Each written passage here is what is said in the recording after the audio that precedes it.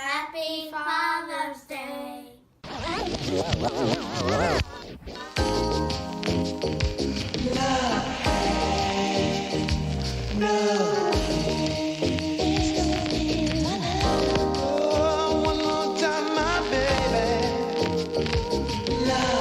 That man right there, Put on some man shit though. But that's the man. It's supposed to take care of home. Get on a hunt and go bring that to him. Made up killing just to bring that to him. Can't judge how he bring that to him. Long as he bring that to him. Let's get it. Gonna put God first, family after. Do good deeds to secure the hereafter. Show his kids not to work for a master, but make sure you go hard at what you go after. Let's go. Gonna be the man he want his daughter to marry, even if it ain't yours. Treat it like it is, like Joseph and Mary. Without a man, you can't have no family. Let's be clear. The protector, the provider, the decider, often misguided, the multiplier, the fire. Cause most of us liars, the creator of war and peace. It's the God that's inside us. I'ma be who I'm supposed to be. This is the life God chose for me. If we don't work, how they supposed to eat? You gotta be a man. I'ma be who I'm supposed to be. I'ma be who I'm supposed to be. The builder, the shepherd over the flock, still under construction, getting killed by cops. When your seed is born, that's when your real life starts. When you lead a kid, shit, that's when alchemy starts. That's real life art. Ain't perfect, but it's described, man. Gotta think twice when you decide, man. We the ones who paint the horizon. We would do whatever to provide for them. Drew Dave got a seed too. Wardy JB, bless from Spring Hill. Yeah, we see you. My nigga Wardy, man. My nigga JB. And all the fathers out there. Hey, you gotta be a man. You gotta be a man. My nigga bless from Spring Hill Leg, I see you. Shit, my grandfather, man. Hey, Leslie Ruffin. They kids, next day, they look like that.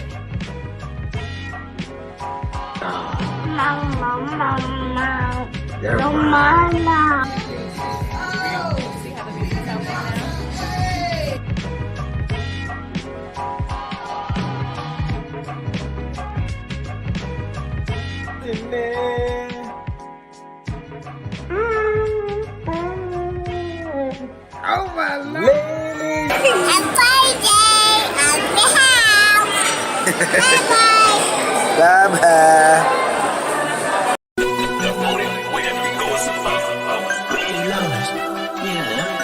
Back to the back, had to muscle up. Yeah, what it is, Picasso. Let's go. I just want take me another trip. I just want fuck me another bitch. I just want stuff me another bag. Stay solid, never on sucker shit. I might just make me another run. Shorty, she bad, I might cut her up. Hand me some money and fuck it up. Back to the back, had to muscle up.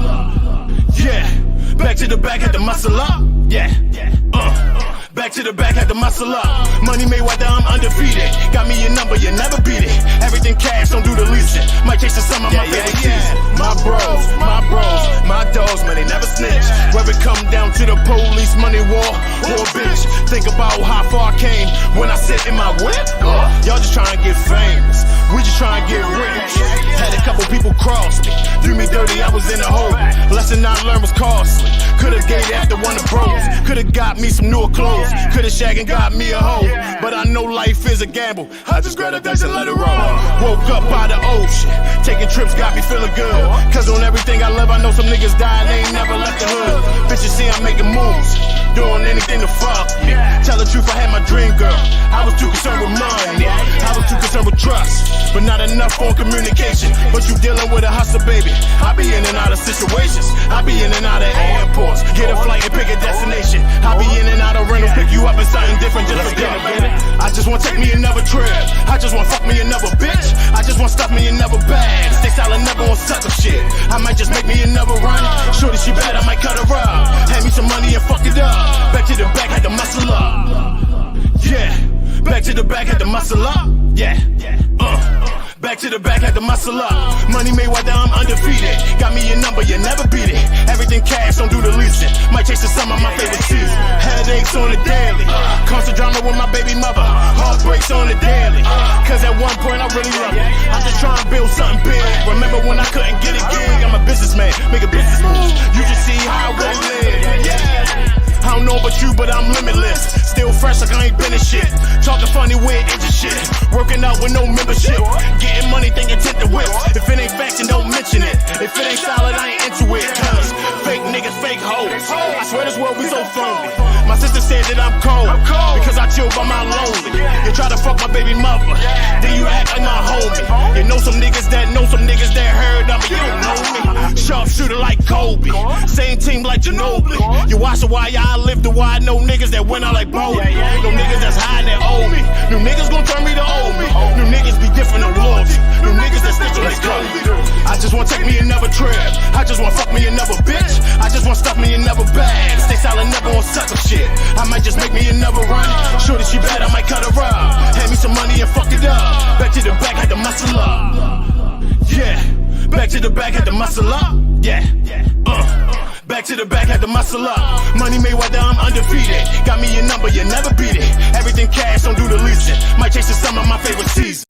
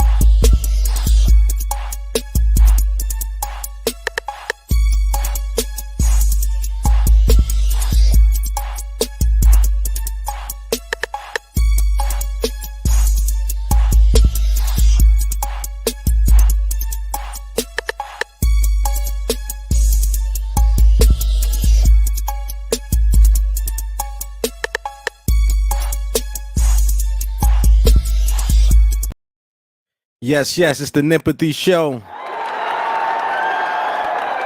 Right here on NEMPATHYShow.com. I go by the name of Sonic Boom. Sonic Boom! Yo, I got BRYANBEKNOWIN in the building. I know. Got the Pastor Maurice Ball.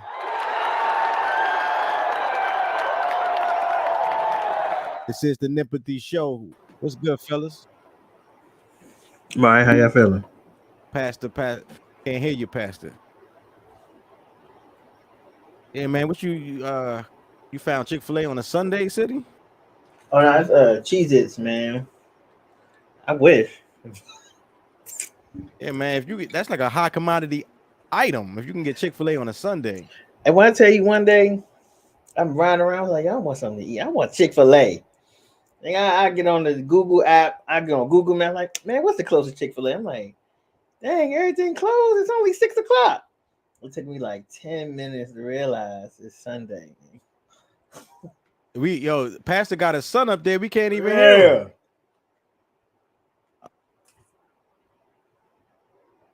him. We can't hear Pastor, man. You might have to leave out, come back in. Definitely introduce us to your son, man. He out there balling, showing him up on the court. Yeah, this is the NEMPATHY Show, NEMPATHYShow.com. Make sure you like and subscribe.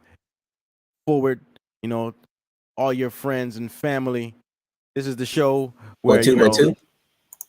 Am I good?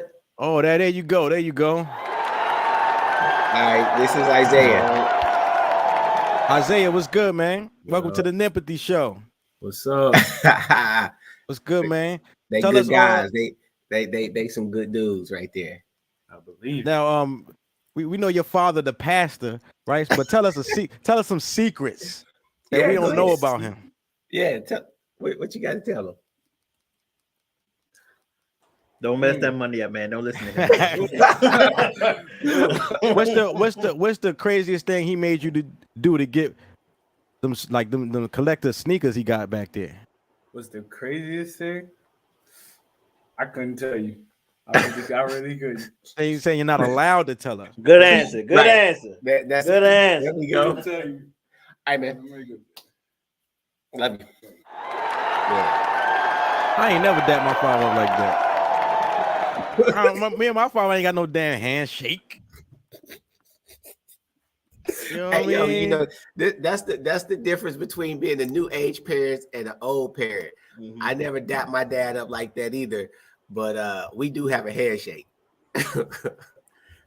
Hey, one of the last times I hugged my father was when the Giants won the Super Bowl. I was just about to was ask, it like 89?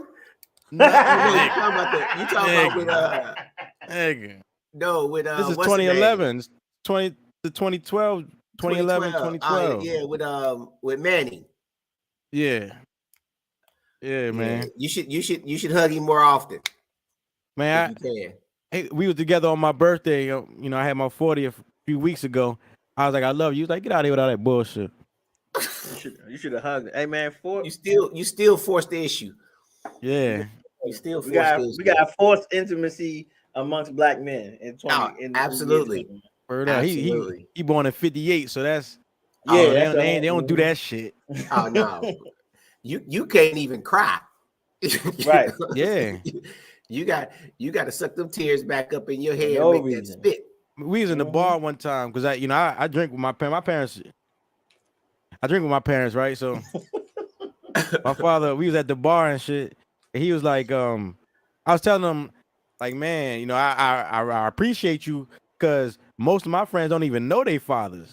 Mm-hmm. I haven't met the majority of my friends' fathers, right? And he's like, yo, I know he's gonna get all sentimental and shit. Like, I have a drink. He felt them emotions. He tried to break. He tried to break it. He tried to direct. That's what that is. Yo, shout out to Miss Oso. He's _973. Hey, Jody girl. Hendricks. Jody. The boy Biggs checking in on IG. Big, what up? Thank y'all, man. It's the NEMPATHY Show. But that's good that you brought. It's good that you brought your son on the show because today we would need to see fathers in action, not only just to prove that it happens, but there are those of us who need to see the example so we can be the example. For sure, I totally agree. And I had a good example as far as a father. My dad was super affectionate and hugged and kissed me all the way up until I was 19, really up until he died. But if it was we had that kind of relationship. I hug him in public, kiss him in public, all that stuff.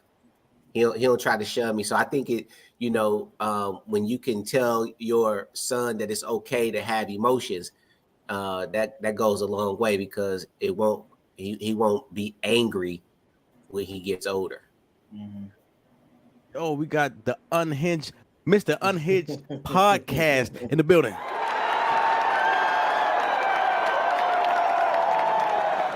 How you doing, man? I'm doing good, man. Good to see you back, Pastor. Oh, hey, yeah, hey. July was a crazy month. It was all travel basketball, so we was, we was out all July. So getting his LeVar Ball on. Shout out to your Toya in the building. Always gotta show your Toya love.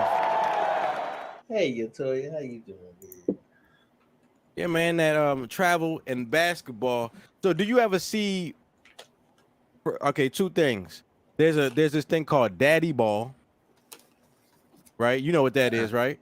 You never heard of daddy ball? You hear a lot more in football, where like the fathers are the coaches and they run everything, the offense, everything through their sons and shit. Oh and yeah, they don't, yeah. Right? Do you ever notice that in basketball? Well, so what I tried to do when I was coaching him was try not to be that dad. You know, I try not to make him the point guard. I try not to make him the quarterback. And it just so happened that at both of those positions, he just happened to be the better kid. But yeah, I see that a lot. Not with this current travel team that we're on, but man, you see in this travel world, it's real. It's like thugs out in these streets, man. These parents is on some gangster stuff for real when it comes to their kids. I think the only more gangster parent than an AAU parent is a white pageant girl mom. That's what I was going to say. Yeah, for sure. They will tear them girls' lives apart to win this pageant. Their self-esteem don't exist. None. Listen, they have girls waiting outside after the meet behind the dumpster ready to snatch you up. I've actually been a victim of a coaching dad on one of my little league teams, right? Oh wow. His son played his son was one of the DBs. And have you ever seen a kid get picked? You ever seen a kid get pulled out of a game for getting a sack? I hit the quarterback, stripped the ball, picked up the ball, ran it 80 yards for a touchdown, and got pulled out of the game because I blitzed when I wasn't supposed to. Man, you insubordinate. And then two drives later, right? I was supposed to blitz and was like, no, I'm not. They're gonna throw this ball. Cause like one of our DBs was like really short. So I knew they were gonna throw it to his side. So I literally just drifted and waited till they threw the ball. And I got a pick six and it got took out again. And at that point, my dad was ready to fight. He's like, how the hell you keep taking my kid out? And he's got 2 touchdowns on the board. Right. That's a tricky one, man, because that's tricky. That's tricky right there because I told you to do this. Right. But he read the But you made a play. So as a coach, I'm like, how old are we? I was like 11, 12, I think. That's why it's impressive. He read the offense. You made Keep him an in. athletic play. I'm with that all Right. day. I'm with that all day. Mhm. Now I almost had to beat up some refs though. You know, like I heard Yeah, AAU I almost had to put my hand like this cat fouled my son, and they didn't call foul. So my son came down and tried to tackle him. And I stood up in the middle of the game and I pulled him out the game because I was like, man, we don't get down like that. But I said something to the ref, and the ref started saying all this crazy stuff. And then my wife was like, Pastor. And I'm like, at this point, Gotta remind you. this ain't even about pastor stuff. This is about me about to put my hands on this dude because he allowed that to happen. You know what I'm saying? This is man stuff. This is yeah. So It's carnal. So the reason, so what I ended up doing was just buying me a camera and just taking myself completely out the game because I can't be attached to the game because I'll be ready to, when it come to that one, I'll go to jail. I almost got into it with a coach. After the game, they're doing a like handshake thing. I almost got into it with a coach, and I asked him, "Are you proud of yourself? Do you wake up at night and you think, are you good? Are you proud of yourself?" And he was like, what's that supposed to mean? I'm like, the fact that you're handing the ball off to a kid who's 6'6" and 320 pounds. That's what I mean.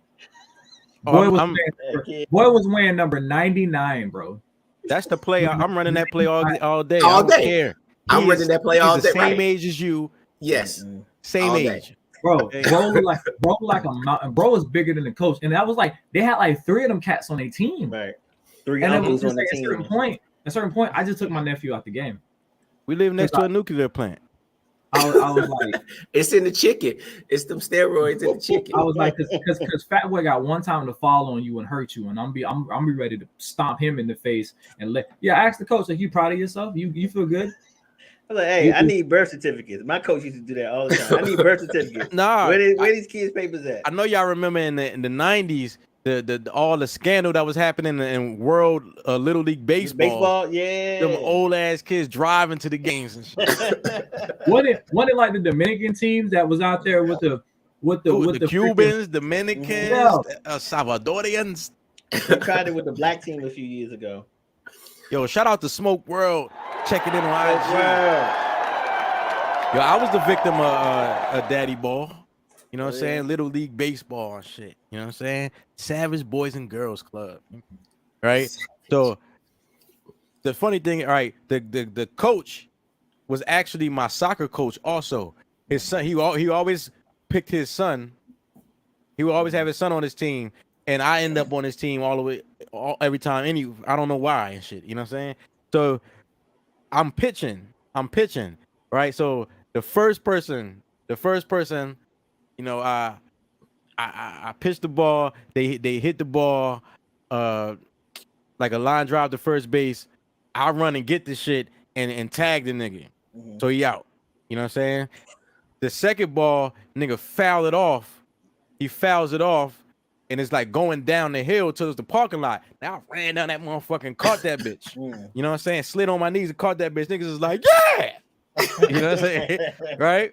The third pitch is his son. Oh no, his son was on the opposite team this time, but he was my coach, and he ain't want me to pitch because I was black. Anyway, so his son line drives the ball right at me. For some reason, I didn't think to catch with my glove hand. I put my other hand out and tried to catch it, and I couldn't hold it, so I dropped it. You know what I mean? And I could pitch again, but he took me out instantly. Wow. Instantly. You know what I'm saying? Like, I'm on fire. Niggas is clapping. Right.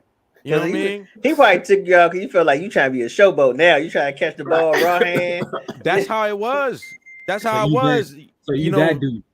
Well, playing with a predominantly white area, there was a lot of scrutiny on me, man. That shit used to be crazy, man. That's pressure. I dealt with a lot of racism growing up as a child, dealing with adults in sports. Right. And that's a that's pressure. Daddy ball, daddy. You just drive the kid because as a kid, what are you supposed to do? You know what I'm saying? Like, you don't even understand the nuances of racism, let alone dealing with an adult. So now you got to do both on the fly. You never know what's going to happen. Point of like, you as a kid, where you're just playing this because you just want to look cool at school and shit. You got people out there trying to be the 1% that get their kid into the league. And then, like, that's the crazy part. Like, you got so many people that are pushing those kids. Right. Like, you are my jackpot. Like, bro, like, the chances of you being the next LeVar Ball, are you better off winning that mega billion, bro? Never lost. Well, I'll tell you, like, in youth sports, man, it is a multi-billion-dollar industry. Cats out here going to, I mean, like, you know, training is like the standard now. You know what I'm saying? Like, my son goes to three or four sessions a week. You know what I'm saying? And that's on the low end. He got a shooting coach, he got a skills coach. We do athletic training, and that's just the kids, especially if you play baseball. If you that sport takes a lot of batting practice, a lot of timing rate, man. So it's a lot of money, man. It's these parents, like I tell my son, you're not saving us for anything, you know. So if you want to be great, go ahead and be great and pursue your dream. But you know, you also got to have an alternate plan. But they out here trying to eat, bro. It's crazy. Every AAU tournament that we go to, the gyms are packed. Every parent in there is thinking their child is the next LeBron or, you know, James Harden or Ja Morant. And it's real out here in this youth world. Doug Bennett in the building. Doug Bennett. I want to ask you a question, Maurice, and about that seriously, because I find an issue with that. Not what you're doing specifically, but the fact of the mindset that you speak of about a lot of parents, because I find that more prevalent in our community. And I like the fact that you said that Isaiah needs to have a backup plan. Why do you feel our community, or not feel, but do you perceive that in our community, we rely more on our children's athletic exploits than their academia? Why is that? I think from just being around it and being in it and having a son who and coaching kids and stuff like that, you see the talent, and it's hard to translate that talent to classroom stuff. But because what I do all day is work with youth as my day job, I see them wanting to be something that they see all the time. You know, these kids don't have any other options. So the parents are, now I ain't gonna say all parents, because if you looked at the NFL draft this year and the NBA draft, I've been watching it for the last probably 10 years. Last year and this year was the first time these 2 years that I seen multiple family, two dual parent. Yes. You know what I'm saying? Like especially the RJ Barrett, the RJ Barrett draft. Every kid that got drafted was coming up with a mother and a father. And that has a lot, that plays a big part in it, because now you're coming from a 2-family income, a 2-family home. And so the pressures of trying to actually save us from something is not there, because most of the time both parents are working. They may not be making crazy stupid money, but they at least both are contributing to the household fund. And if you go back prior, like 5 years ago, you're looking at these kids are trying to save their parents out of situations. Like most of these are single moms, you know what I mean, got siblings that are in dire straits. And so the only way that they make it is if I make it out of this situation. So that just became the thing. But I don't think that is as much now. I just think parents just try to push their kids to be greatness because it is what we do. I mean, like I'm trying to push my son, but like I also tell him too, is that, every day you don't work on your craft. And I don't care what the craft is. It just so happened to be basketball. But every day you don't work on your craft, then you can go ahead and start tucking that dream away, because you're not putting any work towards getting better in what it is that you say you want to do. And so, but to answer your question, I think they think that's the easy way out, but it's not. It really isn't. It really is. As somebody who, you deal in a lot of athletics, if I'm not correct my math, but the average NBA career is like what, 5 years? 3. God damn. 3. Okay.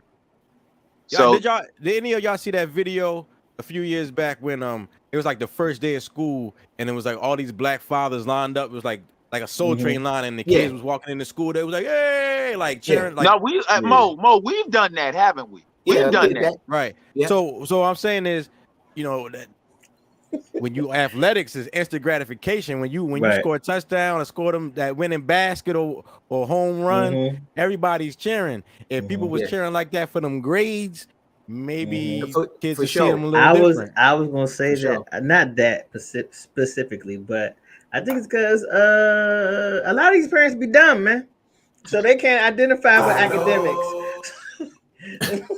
Like we're a fool, man. We're for real. Okay, and that's real talk, though.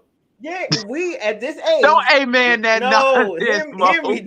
At this Hold age, on, let me tell you. Better I deal with. I work in the school system, right? I'm dealing with first-time high school graduates. Like they will be the first one college to graduate high school. And I ain't even talking college. Yeah.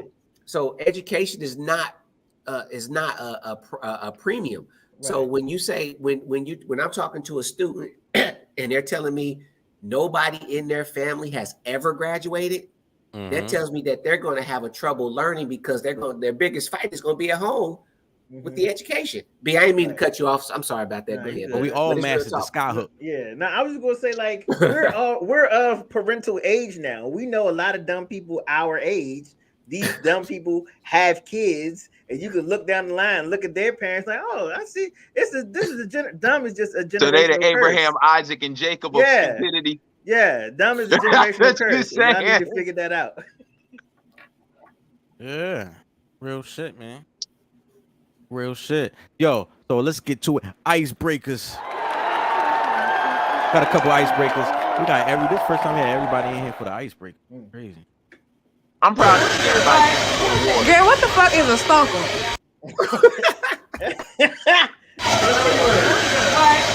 Girl, what the fuck is a stonker? What the fuck is a stonker? What is on top of her head? It's so I don't know what that is, but that is funny.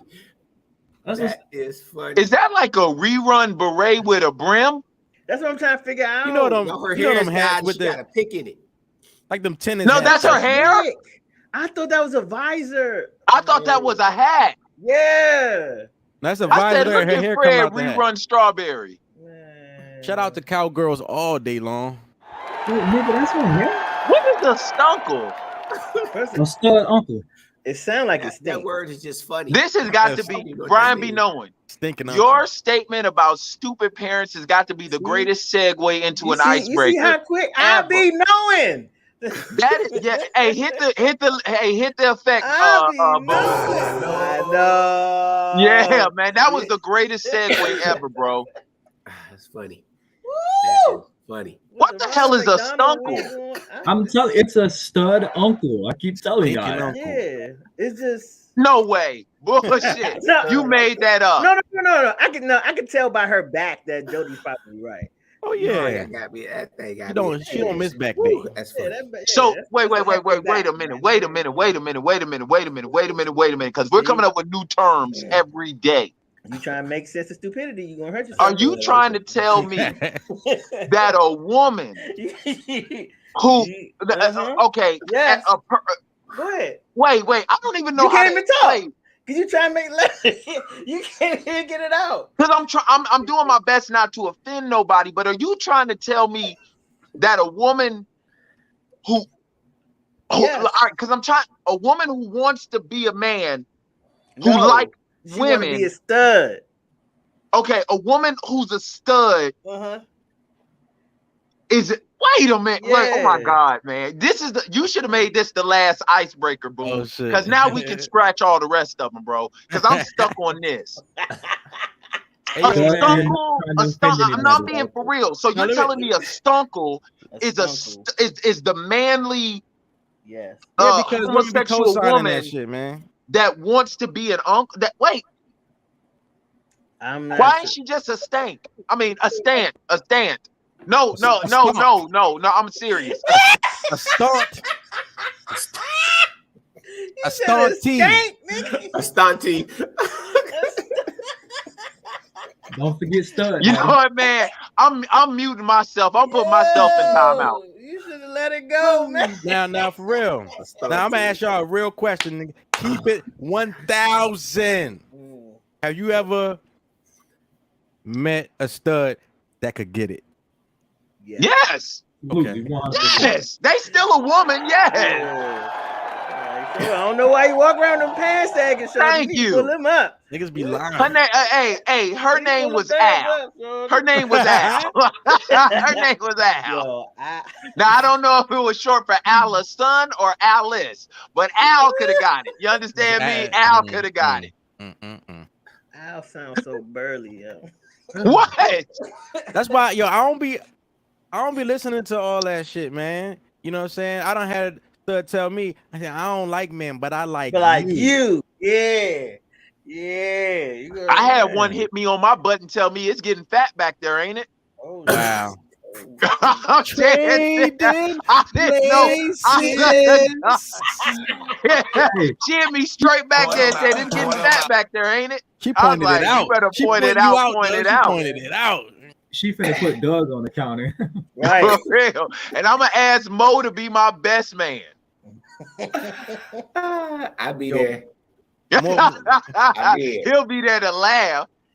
more icebreakers. You know, we trying to get our in-home workouts because we don't want to pay for the gym. Isso aqui é bom para as costas. Bom para isso aqui, ó. Pescoço. Isso aqui é bom para. What if it? Oh, that shit ain't showing. Isso aqui é bom para as costas. Oh man. Bom para isso aqui, ó. Wow. See the devil Yeah, working, y'all. That's The devil. Mo sent us They don't some want us to prayers see that up. The one, I devil guess. trying to stop this movement. They don't want us to see that one, I guess. Hey. Third time the charm, yeah. baby. Don't even worry about it. Don't even worry No, about try it. 5 times. 5 is the number of grace. 5 the number of grace. Don't even worry about We it. say those for next week. Yeah.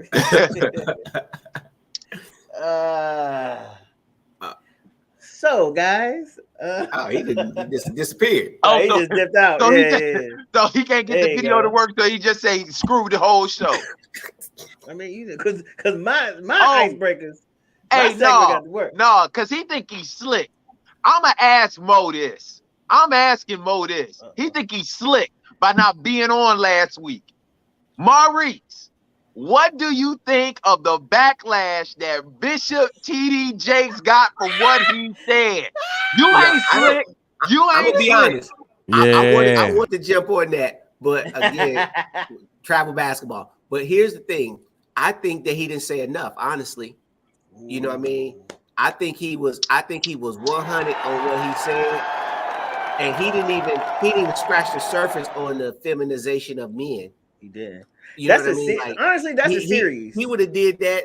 They would have tried to shut him down. They would have left the church. You know what I mean? Like he said what he said, and I totally agree. I totally agree with what he said. Listen. Yes, our resident reverend has spoken. Now send the collection plate around. His cash app is $6969. That sounds like a podcast. Send Send the him some collection plate. blessings, y'all. Amen, amen, and amen. Pastor, I had a whole argument on my podcast about that sensitizing men, feminizing men, because I was like, remember a couple years ago when men ran rumpers was the thing? Yeah, man, that was so-called. Y'all got these so-called hoochie daddy shorts. I mean, I was like, let me ask you a question. Right? Let me ask you a DC question. hold that L. Let me ask you a question, right? Every time they start these new trends with these feminine ass outfits, right? Who is the first person they put in these clothes? A black man. I say, hold on. They always put a black man, right?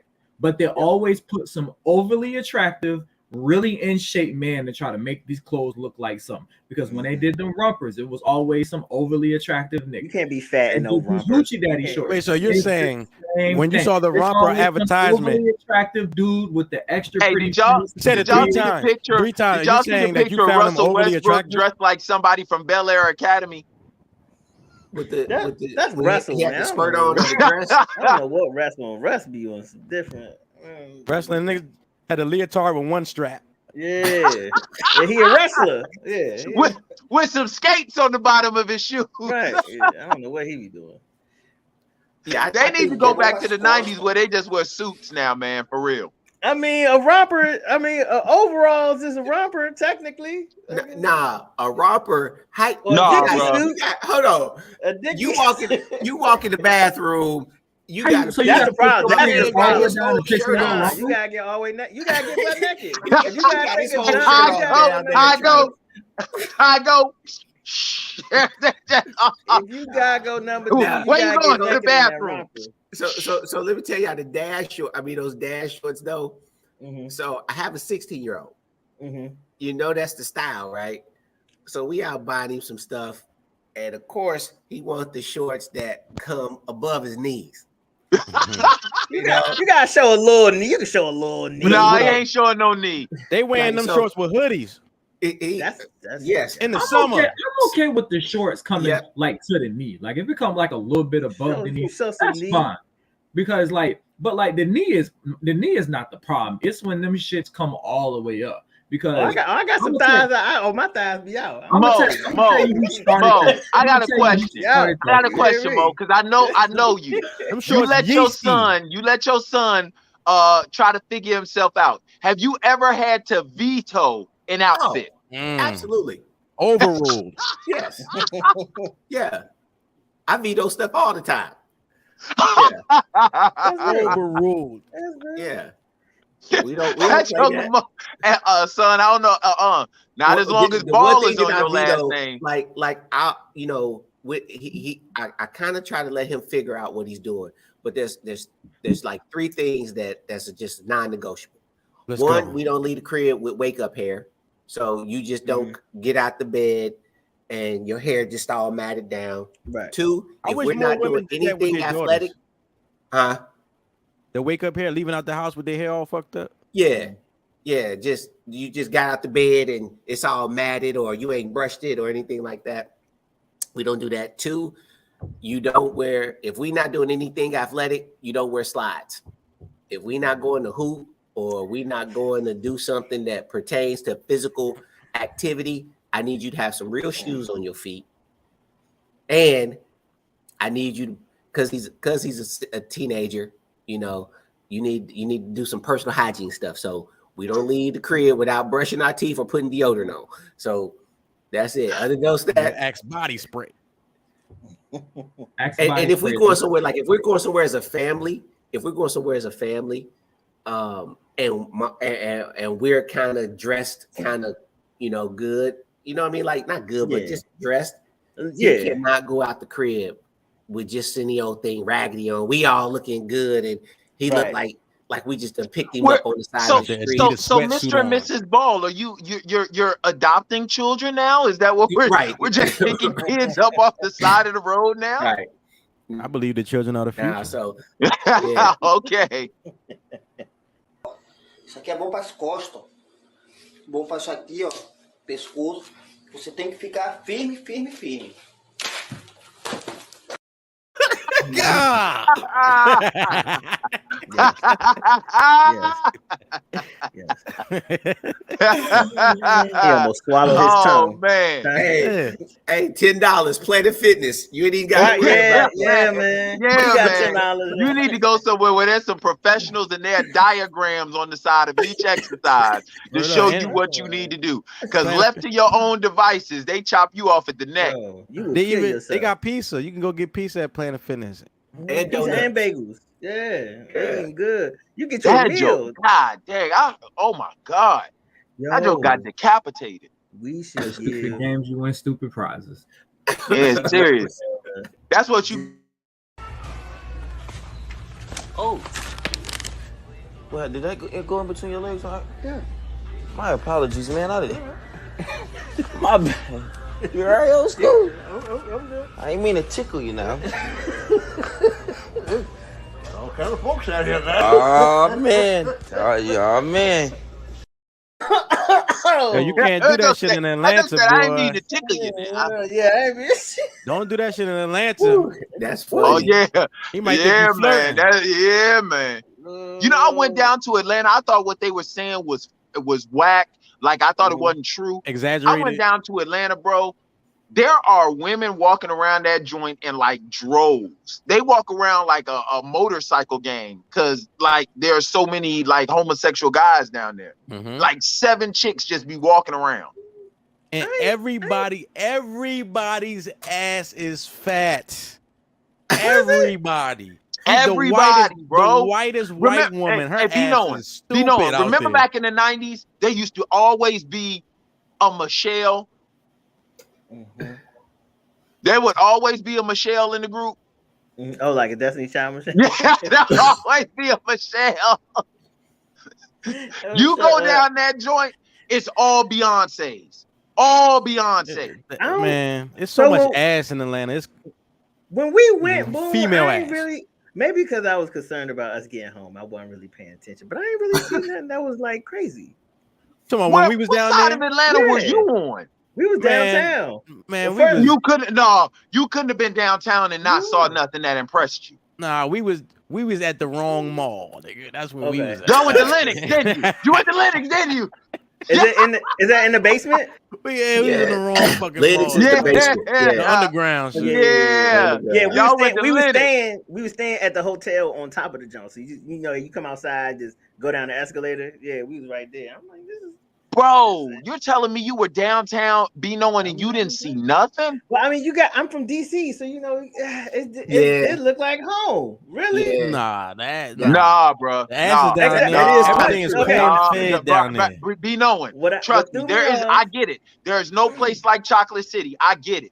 But Atlanta is like maybe I gotta go again because we also went to like a hip hop festival. You know, they don't really be. Yes, bro. I don't know what we went to a specific event. ATL you was on. I don't know what side of A. You want to know why they call it A? Because it's grade A, USDA approved down there. You understand me? Oh, man, we spend a lot of time looking for mechanics. But the Bible says that he will give you exceedingly and abundantly. And that's what he did to every woman down there. Exceedingly and abundantly, more than you could ask and or have seen. We spent a lot of time looking for a mechanic. Yes, we did. How to get home? We did a lot of walking. Yeah, we had looking for a mechanic. Yeah. I can't believe you, man. Atlanta. So I gotta go again. But yes, you do. Somebody was like, "Hey, man, you want to buy a pound of weed?" I was like, "A pound? Where were you, Bankhead?" It's called a robbery. A pound? Yeah, were you in Bankhead? No, I'm telling you, we was downtown. Somebody came to you with a pound of weed. No, he didn't have it on him. We was walking down the strip. You were getting robbed. You was gonna get robbed. That's a robbery. That's a robbery. Yeah, that was a robbery, dog. As soon as this nigga said, "Oh, just come this way," your ass was getting robbed. Well, I got about 1,200 on me. Right. Hey, next time y'all down there, go to Slutty Vegan. Go to the Slutty Vegan. Shout out to Slutty Vegan. I heard, man. Yeah. I heard the line was crazy. Shout out to Emmanuella's. Emmanuella's. Take that shit over. Oh yeah. As soon as you go down there, all you gonna hear in your head is, "I know you see it." Oh my God! I know. Yeah, man. And the Atlanta that we went to, Brian, be knowing it's not the same Atlanta anymore. How long ago were y'all down there? About 10 years. 2010, 2010, 2012. Yeah, definitely. 2011. Yeah. So it's definitely the last time I was there was right before the pandemic. Right before. Yeah. It's different now, buddy. I was down there 2 weeks ago. Yeah, it's different now. Last time I was down there. The only thing you got to worry about now is the teeth on some of them because they still wearing masks. But other than that, point them out. Nah, for real. Because it's been a lot of like dudes hollering at women because they got it. She was like, "You don't even know what I look like," and these masks starting to come off. Like, you was right, sis. Well, I judge people. I judge females now by their eyebrow to forehead ratio.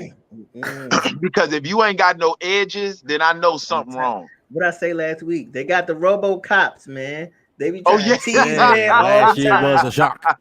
Tease us all the time about our receded hairlines. No, sweetie, you look like Big Gerald too. Okay? Sure. You got a sliding back, boo boo. You ain't got no forehead. You got a 5, 6, 7 head. And that glue from that lace wig is not helping. No, it really isn't.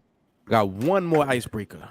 Tell me this shit is hot. Counting me out, you hot. Hey, put that shit on. Do your dance, baby. Do your dance. Put that shit on. Do your dance, baby.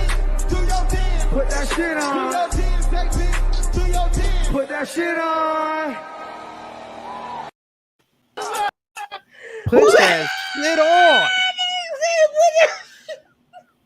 Antonio Brown had better Antonio Brown touchdowns. Yes, he had better catching touchdowns from Big Ben Roethlisberger.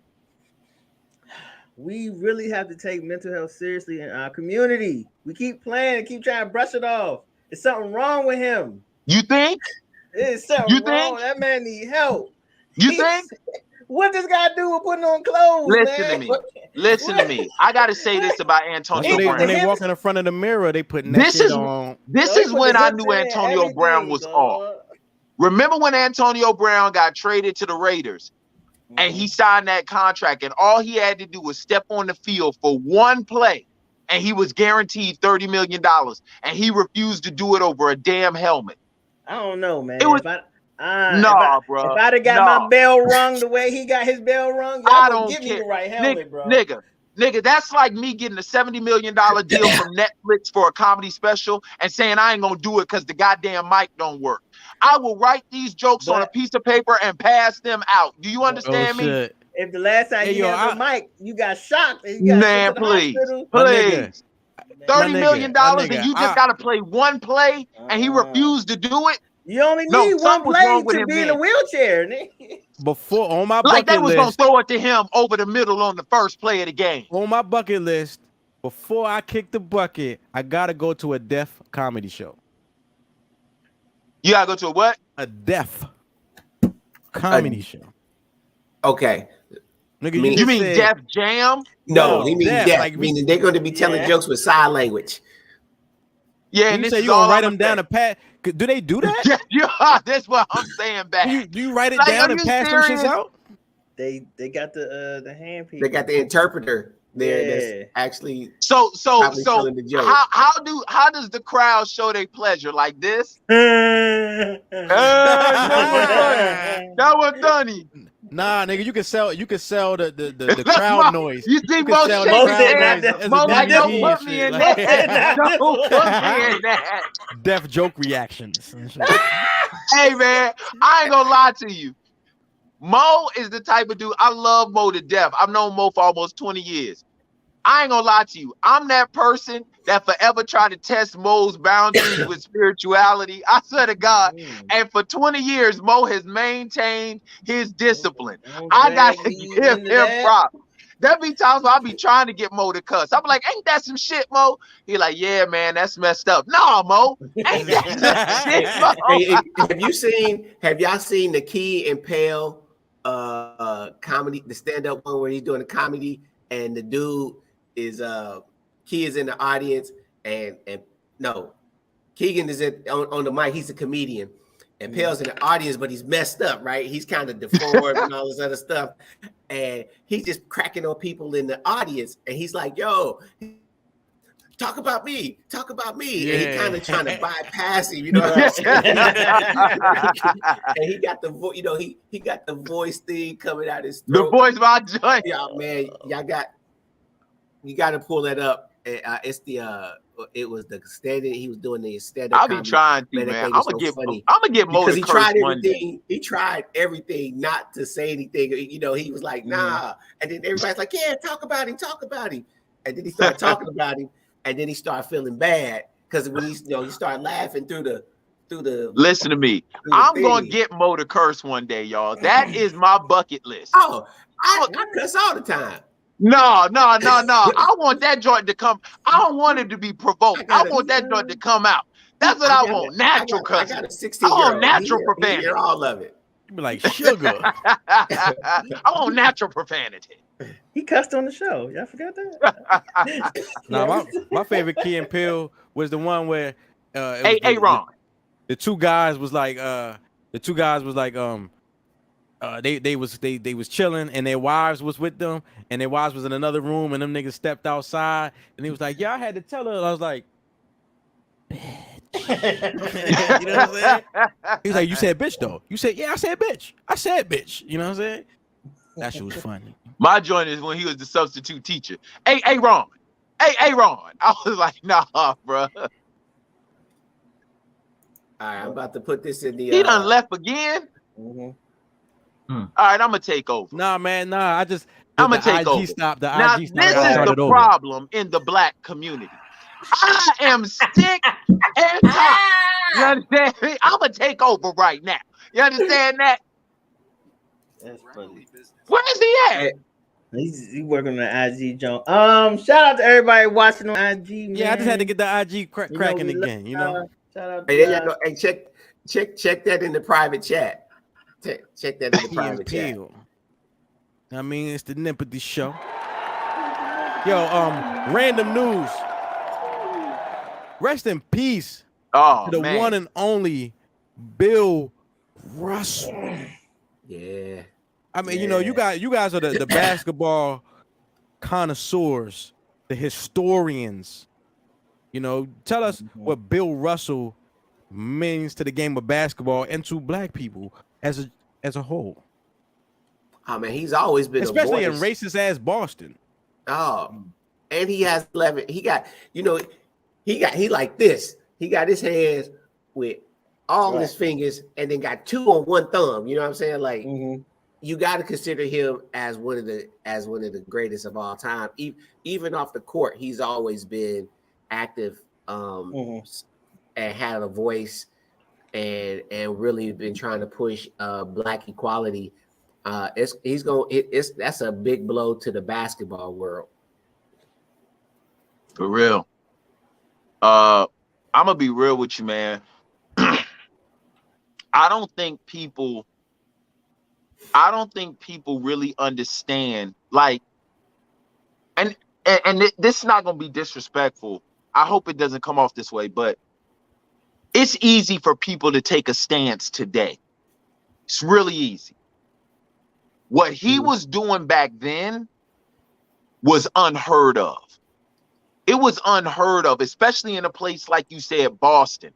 Boston has a history of being racist. Boston has a present of being. Say what? I said Boston has a present of being racist. They ain't done yet. So when I hear all of these people talking and praising people, yeah, that's cool. But you're talking about people boots on the ground between him, Kareem, Muhammad Ali, and Jim Brown. Those four right there, man, those four right there are held in a pantheon that cannot be matched by anybody. Because we're talking about four individuals who literally and truly in the midst of it was literally thinking about us 40, 50, and 60 years from when they were doing that stuff. Wait, who the four people you said? Muhammad Ali, Jim Brown, Kareem Abdul-Jabbar, and Bill Russell. What was that boxer that Muhammad Ali? No, the boxer that he went across state lines with a white woman. Was it Joe Johnson? Was that why they ain't like Joe Johnson? Oh, it wasn't Joe Johnson. It's like old school, like black and white boxers, like put them up. Like it might have been Joe Johnson. I think it was Joe Johnson. I think it was Joe Johnson. Yeah. I don't know. They started like trafficking laws because he took a white woman over state lines. I don't know. I'm not gonna call nobody name, but those four right there, I know for certain. When it comes to just the sacrifices that they were willing to make, especially Muhammad Ali, like that man lost 3 years of his prime fighting for what he believed in. Bill Russell used to get race. Like you're talking about a guy who led them to 8 championships in 8 years and 11 over 13. And they were still writing racist epithets on his house.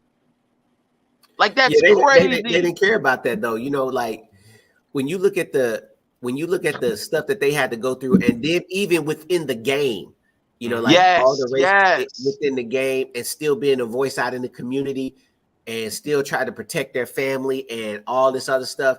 Man, that, you know, they set the foundation, but I think what ended up happening, if you look at basketball from the 70s, well, let's say 80s, 90s, and probably the 2000s, early 2000s, when nobody standing up and championing no causes. You know what I mean? Nah. What happened in the 90s? Who was that guy in the 90s who said he wanted to not play a game, and like Jordan and all of them? Craig Hodges. Hodges. Yeah. Yeah, man. Like they were trying to. I think with Craig Hodges though, he went about it the wrong way. He waited until the NBA Finals to do it. Yeah, that's when you But what I'm saying is his voice. You know what I'm saying? No, what I'm saying is there was no plan whatsoever, and you go to the two biggest stars then talking about let's just not play, and it's like what? Yeah. Is you down? But we all, you know, Jordan ain't down for the people. But Jordan went down with no causes like that. I mean, like he was selling, but that nigga was selling ballparks. Okay, but you know that's something because I was watching The Last Dance today, honestly. And this is one thing that I want to ask y'all as black men. Seriously, this is one thing I want to ask y'all as black men. Do y'all believe that we put too much pressure on people to be Malcolm X's when they're really not?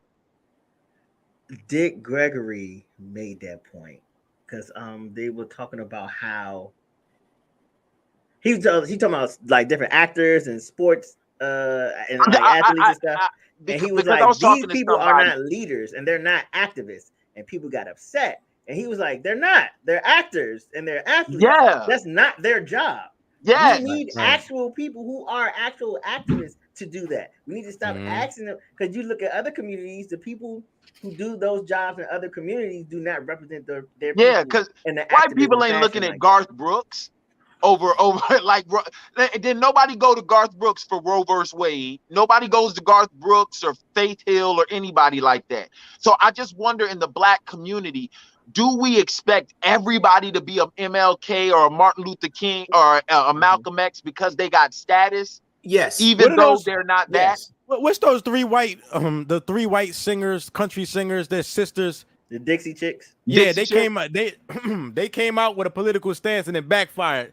So I think that's why they don't look to Garth Brooks in them. George Bush. Yeah, I remember that. That's why they don't look to Garth Brooks. They ain't sold the record since. Yeah, they ain't sold the record since.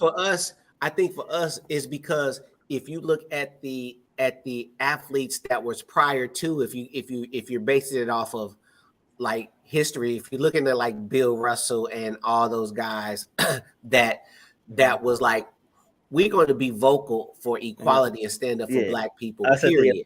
Like the whole, they set a precedence, and then it kind of got lost in the shuffle over two and a half decades, and now it's kind of resurfacing. And now I think we as a community say, hey, y'all have, because of social media and the influence now, think about if they had the kind of platforms back then that we have now, what kind of change and power could they, how much could Malcolm X really charged up some folk by getting on the chat and being like, yo, we gonna show up and do, you know what I mean? Like, I just think now that they have a bigger platform and a bigger audience, I think that we as the black community expect them to use their voice to impact change and influence people. And I don't see anything wrong with that. But like Charles Barkley said in his commercial, he's like, I'm not a role model. I just do. You know what I'm saying? But that's what I'm saying, though, Maurice. I mean, not everybody, we got to understand, not everybody is an MLK. There are a lot, like there were people backing MLK that allowed him to do what he does. And I just believe like that has always been a knock against MJ. And I even had that knock. But it's like, if you're not a speaker and you're not an activist, why do people feel, especially in the black community, that just because you get to a certain level, all of a sudden now you've got to be Medgar Evers, or all of a sudden now you got to be Ralph Abernathy? Like, isn't that an unfair assessment? If we had those, if they had the platforms that they have today, a lot of movements would have never happened, because we would have. What made a lot of those people powerful was the fact that the only time you saw or heard from them was in the paper or on the news or on Walter Crockett's fucking interview or something like that. But now I can see you every day. I think the only person probably that would have stood up to that scrutiny was Malcolm X, because he was living what he was saying. A lot of other people, we would have found out some shit about them that would have discredited them. Yeah. But see, I think that's and not to get too far, because I know we got to get back, but I think that's an unfair thing, because everybody has dirt with them. I think but by the time Malcolm Little became Malcolm X, he was living a certain standard. But and that's why he fell out with the Nation of Islam, because the standard he thought he was supposed to be living wasn't being lived by Elijah Muhammad. Right. But but I understand that, but everybody has dirt with them.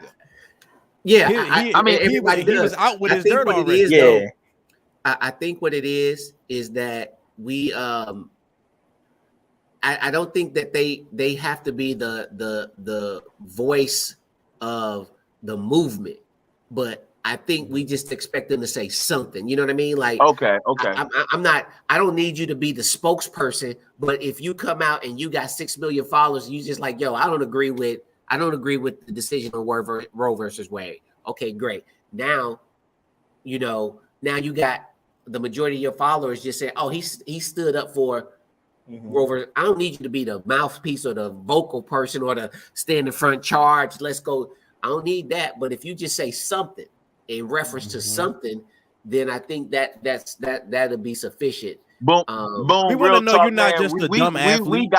We gotta have an episode about this, man, because sometimes I wonder, is being black more of a race or a religion?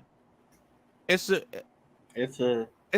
religion. It's a class. It's not really a race. It's an enigma. It's a lot to be and not be. It's a status. Yeah. That's what I'm saying. I really think we should dissect that, man, because I'm starting to realize that it feels like there is a responsibility with being in this skin more so than probably any other race that I can think of. And that's why I'm starting to wonder, is being black nowadays a race or a religion? Is it really a race or a religion? Because I'm starting to just see, especially people from other cultures, they're starting to be a lot. It used to be the cultural appropriation was a lot more subtle. Now it's very, very out in the open and overt, as if you are a person trying to believe something, like almost a religion, so to speak. Like say you're raised Muslim, but all of a sudden you want to become a Christian. Does that make sense? You know, we about the same age. Do you remember a group of white rappers who named themselves Young Black Teenagers? Really? You don't remember that YBT Young Black Teenagers? They was in one of the house parties. They had locks and shit. I never. How did that slip? He said I'm black in the mind. So he said I'm black in the mind. Who were they with? Yes. Like what rapper was pushing them? Whatever. I don't know, but it was probably a black motherfucker. Young Black Teenagers was a hip hop group from Long Island, New York, that consisted of ATA, Firstborn, Tommy Never, Cameron, and DJ Scribble. Did you say Cameron, Mo? Scribble's fucking nice. No, that's old boy Cameron. No, no. He said yeah. No, his name is Cameron, but not Killer Cam. His name is Cameron. Oh my God. No. I was about to say, how did that slip through the cracks? No. Oh no, it's a black dude. It's two black dudes in the group. Yeah. So what happened? Apparently, what happened with whatever rapper at the time was backing them was the one who named them that. Oh, I it's funny that y'all brought it up. I randomly saw it on Instagram a few days ago. Wow. Yeah, I'm looking at it now. They wow. They got two black, one light-skinned dude, and then a black dude. Wow. I thought the worst was because I'm an island boy. I thought that was the one. Did you see Bo's face? I almost made him curse. Ain't nothing new under the sun. Man, you can't take hip hop. But yeah, I've never heard of this group at all. I've never heard of them. I've never heard of them. They was in house party, man. They had fat dookie locks, man. Oh, you mean Kid's roommate? And house party too. The white boy, yeah. Oh, he's mixed. He's mixed, didn't he? Yeah, it looked like it's a mixed dude. And If that's who you're talking about, I know Kid's roommate in house party too. His name was Cameron, and he was an aspiring rapper. Right. I know that. That's him. Yeah. That's him. Yeah, he said he's back in the mind. When you mix German and English, that's a mixed race. Wow. Because I know he kicked a little busted freestyle in house party too before they started saying "ain't gonna hurt nobody if we dancing, babe." That's the pajama jammy jam. And we on the floor. Yo, main topic tonight: mastering your emotions. You know, Will Smith recently just came out with an apology for slapping Chris Rock, right? And I thought it just fit because I'm dealing with something right now. You know, a lot of the times the topics, they're therapy sessions for me. I'm asking y'all to help me. You gotta tell us your story. Hey, listen, you don't want my opinion. You don't want my opinion. You can have mine, but you gotta tell me the story. You ain't about to tell me through Will Smith what you do. Who you smack? I ain't do shit. Who you smack? Yeah. Yeah. Nah, but Did any of y'all see the apology? I saw it. Yeah, I saw it. It was like 5.5 minutes long, almost 6 minutes. I saw it. Okay, so he answered some questions too. Okay, Doug, so what you think about the apology? I'm gonna be real with you, man. I can't judge anybody's intentions. I don't like social media shit. I'm sorry. I'm not a big fan of putting things out on social media because social media has warped reality so much. You don't know the authentism of somebody doing something. Wait a minute. You said, wait a minute. Authentism. I knew that. Authentism. I'm about to look that up. But go ahead. Look, hey, I got that from Maddenism. Like playing Madden back in Maddenism. I just thought if you put an ism on something, you know what I'm saying? There you go. No, but for real, I don't ever want to judge somebody's intentions because I'm really starting to get to the point now where I don't have a heaven to throw somebody out of or a hell to put someone in. So I don't ever want to be to the point where I judge someone's intentions unless they're just so blatant you can't get over. You like that. My thing with the apology was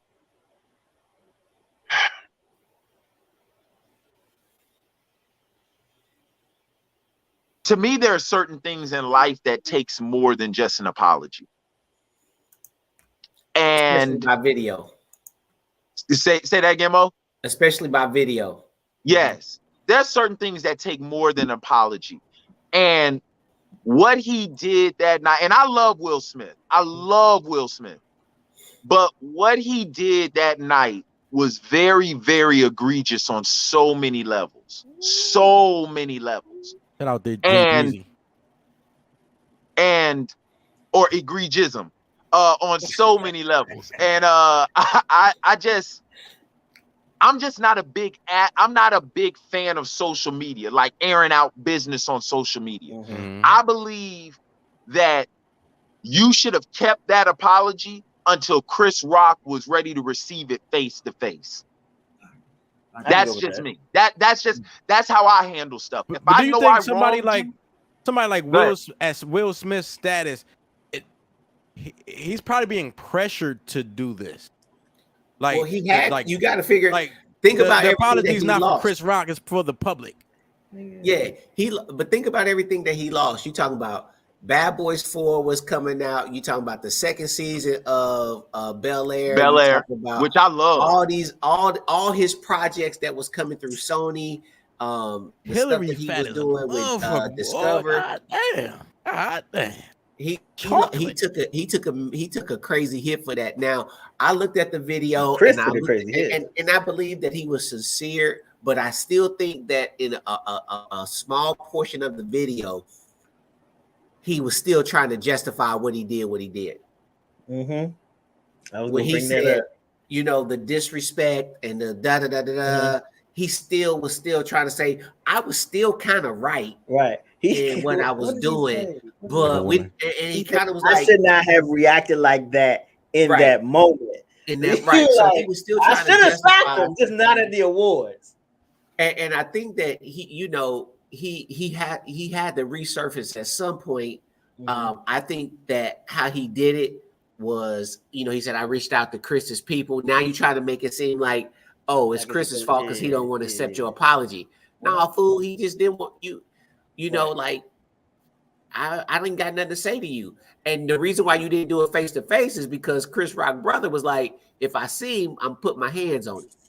I don't think Tony. I don't think Tony want that. I think he was trying to make a disclaimer because people, the general public will probably be like, why are you apologizing to us and not Chris?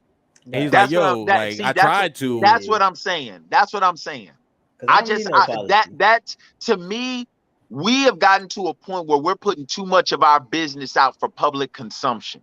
And my thing is this, like, even when I see rappers and entertainers beefing on social media, it's like, bro, if you really want to get at that dude, go knock on his door. I'm not a thug by no stretch of the imagination. But if you really want to get at somebody, especially all of this stuff y'all talk, go knock on this man's door. Why don't y'all just go shoot the fair ones one somewhere, keep it between y'all, and whatever it happens, it is what it is. It's not but all of this social you gotta media let Chris just get a pandering, slap in. all this social media pandering is just beyond me now. It's beyond me. Well, but like I said, I'm not going to judge his intentions because I believe Will Smith was sincere. Me personally, I just believe that, bruh, when Chris Rock is ready to talk, even if it's 5-10 years from now, you wait and you give him that apology personally. That's just me. The problem with the whole thing is this: I feel exactly what Marie said. It was certain parts of the apology. It was a little bit of it was like, and it's like I felt them a little bit of it was like if it wasn't that slap, you deserve something. Yeah, right? And maybe because of the backlash of the slap, but there was a part of Will that said that you deserve something. I'm sorry, you made me slap you. yeah, that's literally what that was. And so, and I'm with you, Doug, when you say the public social media has made people crazy. But I'm a firm believer that the apology should be just as loud as the disrespect. So you jump your ass up on the Grammys. Okay. You know I can agree with that. The least you can do, and he did it. He apologized, and he did say, he's like, I reached out to Chris Peoples, and he's not ready to accept the apology, right? So I hear that, right? And I immediately is like, because I'm a huge Will Smith fan too. I'm still on some. First of all, I would have been happy if the nigga was like, it's this toxic, ugly bitch Jada fault. You know what I'm saying? I would have been happy with that one. Just blame shit on you know how many male fans would just supported that nigga? Listen. He would have had my support if he was like, that bald-headed alopecia bitch made me slap you because she had a toxic wrap around my head. I would have been perfectly happy with that. That'd have been so much worse. I would have so much. You know, I think if he would apologize, if he would apologize after he received his, before he received like his during the award, I think it would have went over better. Like that was totally unacceptable. I shouldn't have done that. But you know what? Happened? He doubled down during the award. He was like, but you know what happened? He allowed his ego and his I'm untouchable to get it to be his guide. So he went up there and still like, I'm the man, and I'm Will Smith, and I ain't gonna apologize. I'm gonna double down on this. You know the one thing I do not want to happen. I'm gonna be honest with you, and I've been thinking about this for a minute. I do not, if Chris does accept this apology and they do reconcile, I do not want this shit to be used as a red table episode. I do not. Jada, I am. Jada trying it. I don't want think he's not? You think that's not going to happen? That's going to happen. No, I think Jada's trying. Absolutely. I think he probably pissed I don't think her he's off gonna say anything with the apology, because the apology should have been on the dread table. But here's my problem. It was in the room. It was in the red table room. Yeah, it was in the room. When Will Smith said tablecloth, his people hasn't reached out to me and accept my apology. Chris Rock says, I'm not ready to accept the apology. And I'm like, so let me get this straight. Pookie from Boys in the Hood, you crackhead looking. Keep calling me. Right? You crackhead looking bitch. You can sit up here, right, in public, and you can make 1,000 jokes about it. When somebody rushed Dave Chappelle, had absolutely nothing to do with your situation. You were like, Will Smith, is that you? So you can make jokes about it. And Kevin Hart's little cheating short bitch ass can bring animals up on stage and name him Will Smith, the GOAT. So you got this unfunny midget over here trying to crack jokes, and you got this out of date crackhead looking motherfucker. Nah, come back, Doug. But you can accept hell no. But you can crack a joke. That shit pissed me off. It's like they're comedians. Kevin Hart, this nigga really is unhinged. Kevin Hart jumped on this train and is like, boy, shut the fuck up. You're barely funny. Like, nigga, your words are not funny. The thing that's funny is your hand motions and your antics. He's not ready.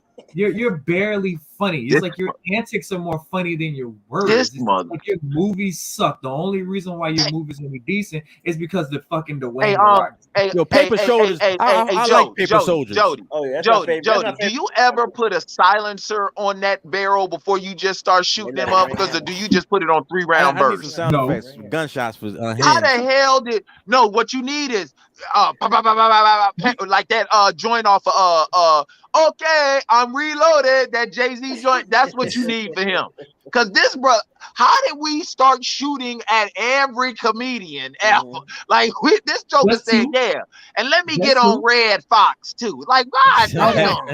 No, I just hate the fact that it's almost like Kevin Hart, you trying to jump on the bash Will Smith train with bringing that little animal up on stage and we're gonna name it Will Smith. It's like, nigga, you just got hot. Like, I remember when you was in those little scary movie parodies, you know what I'm saying, with your ass hanging out, dressed up like a half man, half a goat. It's like, boy, shut the fuck up. Kevin Hart is a comedian, and he's defending his comedian friends, both of which have been attacked on the job. Listen. This is not to change your mind, Jody, but I'm gonna speak to what Boone is saying. As a comedian, checking in. You have to understand, man, and B Knowing can speak to this too. As a comedian, nobody is under attack more than a comedian. Like, we are constantly under attack. And this is the oxymoronic or the contradictory hypocrisy that we live in. We attack comedians for their freedom of expression, but we also praise this same country for the freedom of expression. So what happens is, comedians, we are a very small fraternity that start to band together. And it's like, nah, man, if you attack one of us, you literally attack us all. Because it's like, if you can silence them, then you're going to silence me, and you're going to silence somebody else and somebody else. And then after a while, it's like, well, then what am I up here for? Why am I a comedian? Because my job as a comedian is to be able to put things in a manner and say, it reminds me of what the late, great Bernie Mac said. I'm saying the shit that y'all want to say, but y'all afraid to say. I'm saying the stuff that y'all want to say, but y'all ain't got a platform to say. And now what's happening is the powers that be are starting to silence us. Athletes? Say what? What'd you say? You mean like our athletes that have a platform to say what we want to say? No. Because I'm gonna be real with you. I do not want LeBron James or Carmelo Anthony speaking for me. I don't. LeBron's fairly educated. I'm not talking about their level of intelligence or anything like that. I'm just saying I don't want them to speak for me. Okay. I don't, because their reality. See, the one thing about an activist nowadays is that their reality is totally different. When we had activists back in the day, Bill Russell lived next door to the people that he was being an activist for. Yeah. Martin Luther King Jr. lived next door. Malcolm X lived next door. Bill Russell had to win them championships. So what happened? So what it was you're speaking because you have direct knowledge. The athlete nowadays, no disrespect to them because they deserve it, they live in a detached reality. They really, really do. Doug, let me ask you a question. Bronny James will never have to endure what my son will have to endure. Okay, are you guys familiar with the murder that happened in front of LeBron's school? No. That high school that he has out in Akron? No. No, I'm not. Last I heard, so it was like a group of 3 black boys playing at basketball at the basketball court, and this white kid, or is he mixed? I'm not sure. The other group of kids came up to the basketball court. They drove up, and like there's these new guns out. They shoot like some water pellets or something. Like it don't kill you, but it hurt, right? And kids out here shooting each other with the joints. So they rolled up on them and start busting on them, on the kids, and the kids that got shot, they ain't like it. So they end up whooping that kid's ass, you know. And long story short, he actually fell and hit his head and died. That's how he died. But and his friends left his ass there, you know. But the boys who were attacked initially by being shot are the ones who've been charged for murder. And all LeBron had to say was, I'm praying for my city. Because that's what? That's touchy because Because the thing is when you have athletes like that, it's like they can't divvy into anything like that because you have so much coming from one side, because you got one side that's like, yeah, lock them up because they're thugs, but then you got the other side, mostly like Doug said, the black side, that are like, no, defend these kids. And it's just like, listen, I don't give a fuck how big and powerful do you think you are. You do not want to be the person that piss off white people. I'm sorry. You know, not everybody can have Jay-Z status. You know what I'm saying? I think Jay-Z's probably one of only the few people that can tell white people to kiss his ass and kind of keep everything that he has. Not everybody else is sitting in that world, because LeBron James, you understand, has a shitload of money from Nike, and they're pretending to like black people because we buy a majority of their shit. You know what I'm saying? Nike fuck with us because we put money in their pocket. So when you, especially like LeBron James, it's kind of LeBron James is very weird to me. You know what I'm saying, as far as activist wise, because he'll talk, but he won't say a lot. And my biggest issue is when they was doing all this kneeling, you know what I'm saying, with Colin Kaepernick, they bashed him and said he was such a sorry player was why he got cut. And I kind of too, I wanted LeBron James, third string quarterback. You know, I wanted LeBron James to kneel, because it's like, well, what are you gonna say if LeBron James kneels during the national anthem, being like the best player in the league for the last like 12 fucking years? But you gonna cut him and say he sucks? But like, he just kind of didn't. So it's just like with LeBron James, he's always been the type of nigga that's just kind of like flirted on the lines of, you know, I fuck with black people, but you know, I'm not gonna put myself in a position to get my ass reamed by the white folks. Well, I think. Hold on. I think that Dwayne Watts. Hold on, Pastor Dwayne Watts in the building. Oh shit! What up, Watt? What up? What up, gang? What's up with y'all, man? What's going on, my brother? What we talking about? Y'all, I literally have no idea what's happening today. We're talking about managing emotions. Yeah. And unfortunately, Mr. Unhinged doesn't do that, because he literally puts his Tommy gun on automatic fire and shoots at everybody. Yeah, fuck them bitches, bro. I'm with it. What we talking about, hoes? No, we ain't talking about women. I'm going off. Okay, so Will Smith just gave an apology to Chris Rock. Yeah, hold up. Let me get my 2 cents in real quick. Oh, no, sorry, you go can't get ahead. your 2 cents. I cut off the pastors. You can't get your 2 cents. Yeah. All right. So what? Seriously, though, what we talking about? Just managing the emotions. Managing our emotions.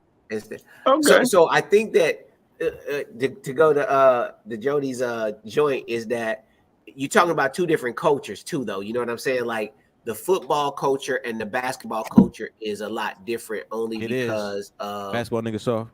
The leniency of the league and how they promote their players to have a voice and take a stand, and the NFL is different. But I get you. He should have been ride or die. Like, yo, if y'all going to say that about him, let me kneel too. So just to bring more visibility and more say so to it.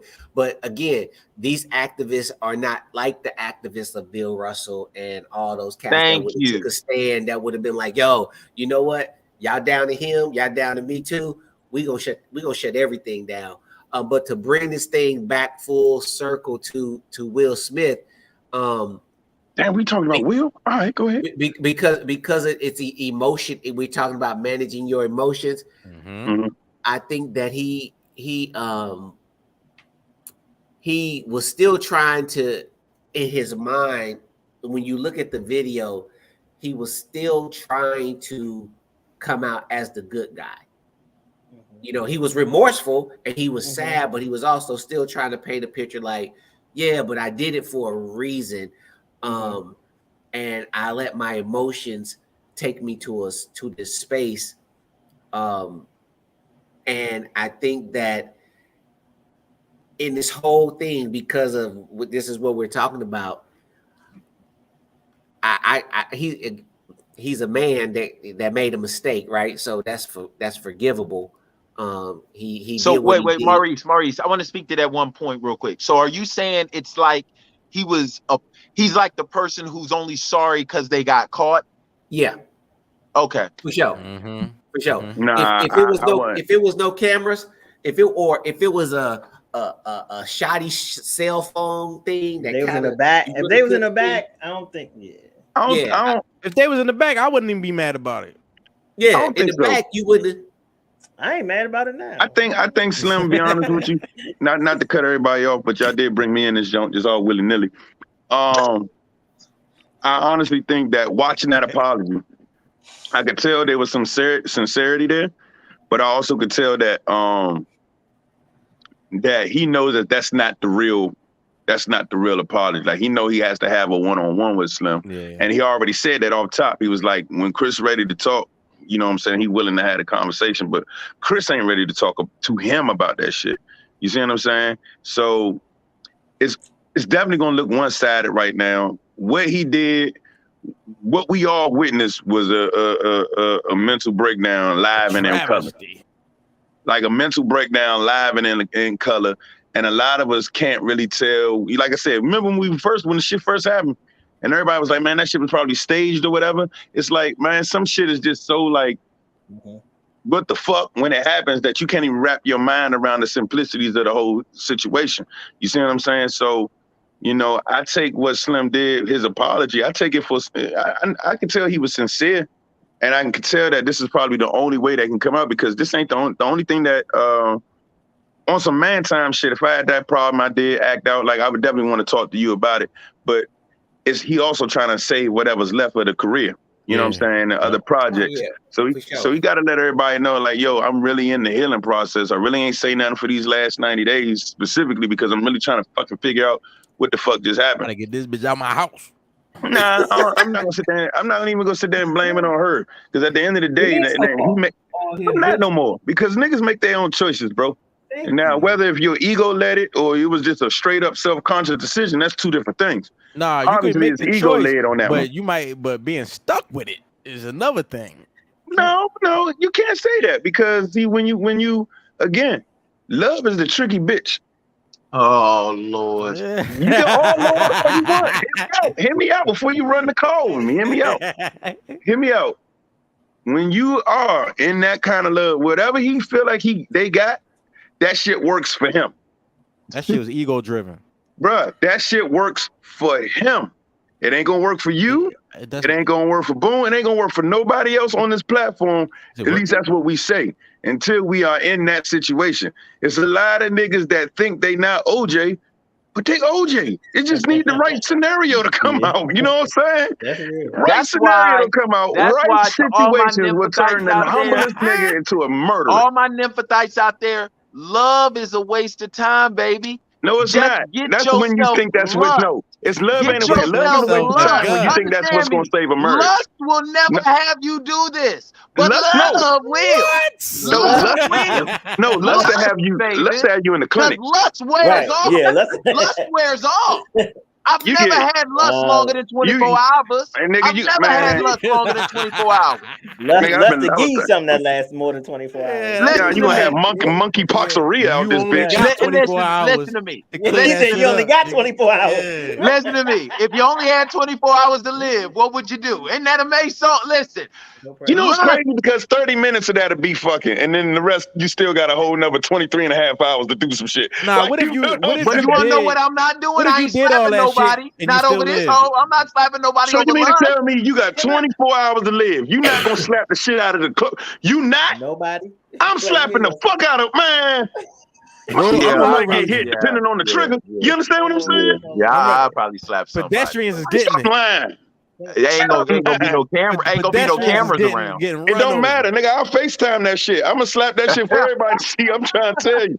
If it's 24 hours left, nigga, somebody's getting slapped. Not everybody can have the love that Pastor and First Lady Ball have. You understand me? Hey. Not everybody can have the love. Listen, not everybody can have the love the balls have. But I tell you this much, you better have a ball with the lust that you do find. You understand me? Where did he come up with this shit, bro? How do you come up with this shit? Let me ask everybody a question. Let me ask the panel a question, right? So what does it actually mean for a man to master his emotions? Because let's go with Jody first. Hold on, let me ask because you know, a lot of our women say that, especially black men, are conditioned not to share, right? So we get conflicting messages as to what it really means to share, because sometimes we share and we share too much, and then it's like, this nigga Right. So what does it mean to master your emotions? It means that. Oh, I'm sorry. Was we going in order? I could just jump out there. I mean, you started. No, you go ahead. You go ahead. Nah, for me, it means like mastering my own emotions is literally just discovering who you are and being okay with that. Once you discover who you are and you're okay with who you are, you know what's going to trigger you, and you can see that shit from a mile away, and you can either avoid it or you can take it head on and see how you're going to handle it. Now, for me personally, you know what I'm saying? For those that know my story, you know it. You know what I mean? When you get challenged or you get faced with something that's like life altering, that's what's going to develop your, that's where you're going to see where your character's at. You know what I mean? And these things that normally would probably break somebody down, if you get through it, you notice that you've gotten stronger, and you start realizing that small shit is really small shit. You see what I'm saying? Accountability is also a huge factor in this whole thing, and not just with the women, but with us. You know what I'm saying? As grown men, sometimes you gotta look in the mirror and realize you might have some fuck nigga ass tendencies, and that's hard to fucking admit. That made Doug leave.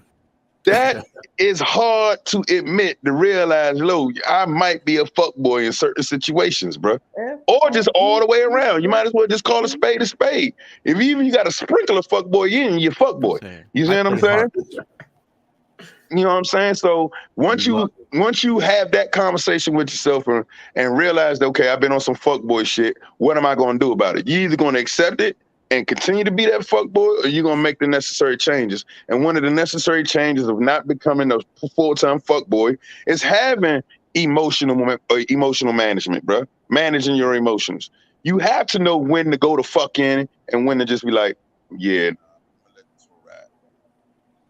I'm gonna go stay calculated in this situation. I already know what she's with this person or whoever the fuck it is standing on in this situation. I get it. You know what I'm saying? I can let this one go.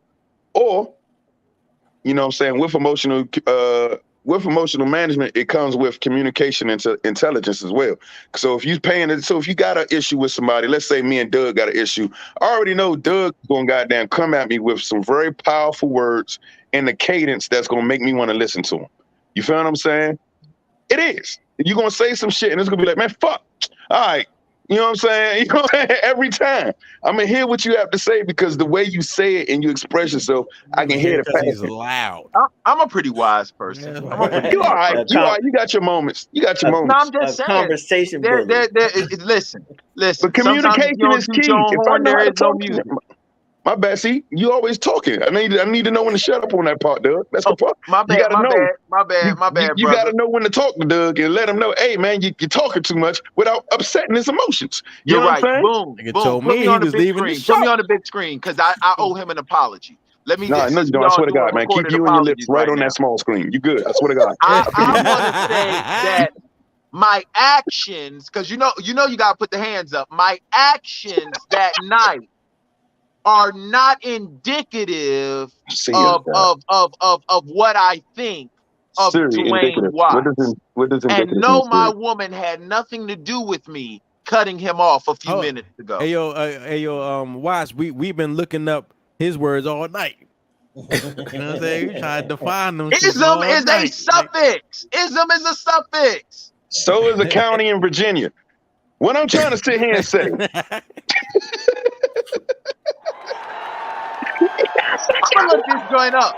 I'm sick of y'all fools. Y'all ain't gonna keep messing with me. I'm a Scrabble champion. Ism is a freaking word.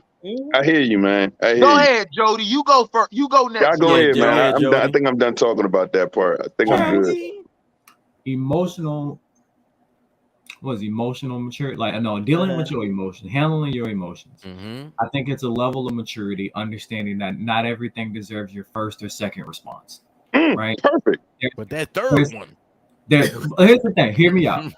That's why I added that level of maturity, right? Because I've had that situation where I was in a toxic relationship and there's some shit happen and I want to react, right? But I realized that, after waiting like an hour, I realized that first reaction would have been hella immature and very emotional.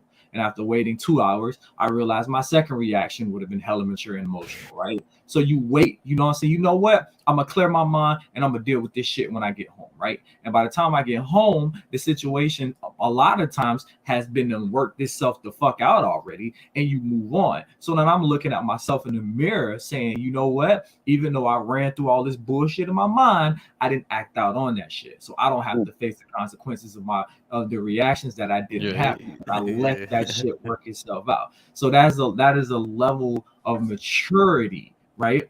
And like you said, holding yourself accountable. You know what I'm saying? Because I say it all the time, right? And people hate it, but whatever. And it's why part of the reason why I started the podcast. I'm so sick of you bitch ass niggas on fucking Facebook always posting 8,000 posts on Facebook. My nigga, if you are going to post more than 5 times, bitch, get a Twitter, because that's what it's for. The words and thoughts by Mr. Unhinged does not indicate everybody on this. You just messed that word up. You messed that word up, Doug. That was indicative or indicate. What was that word you just fucked up, son? Well, technically, it's an ism. It's an ism. Nigga ain't never gonna technically. Tell me I'm wrong. This nigga just said 2 words wrong, bro. Jody, that was Joey, that was very personal. That was a personal thing. It ain't had nothing to do with the discussion. You felt that inside. I did feel it inside. Fired on that one. But listen, this sucker uses this. He purge himself on here every week. But Brian, hear me out, right? But that's what we've been doing.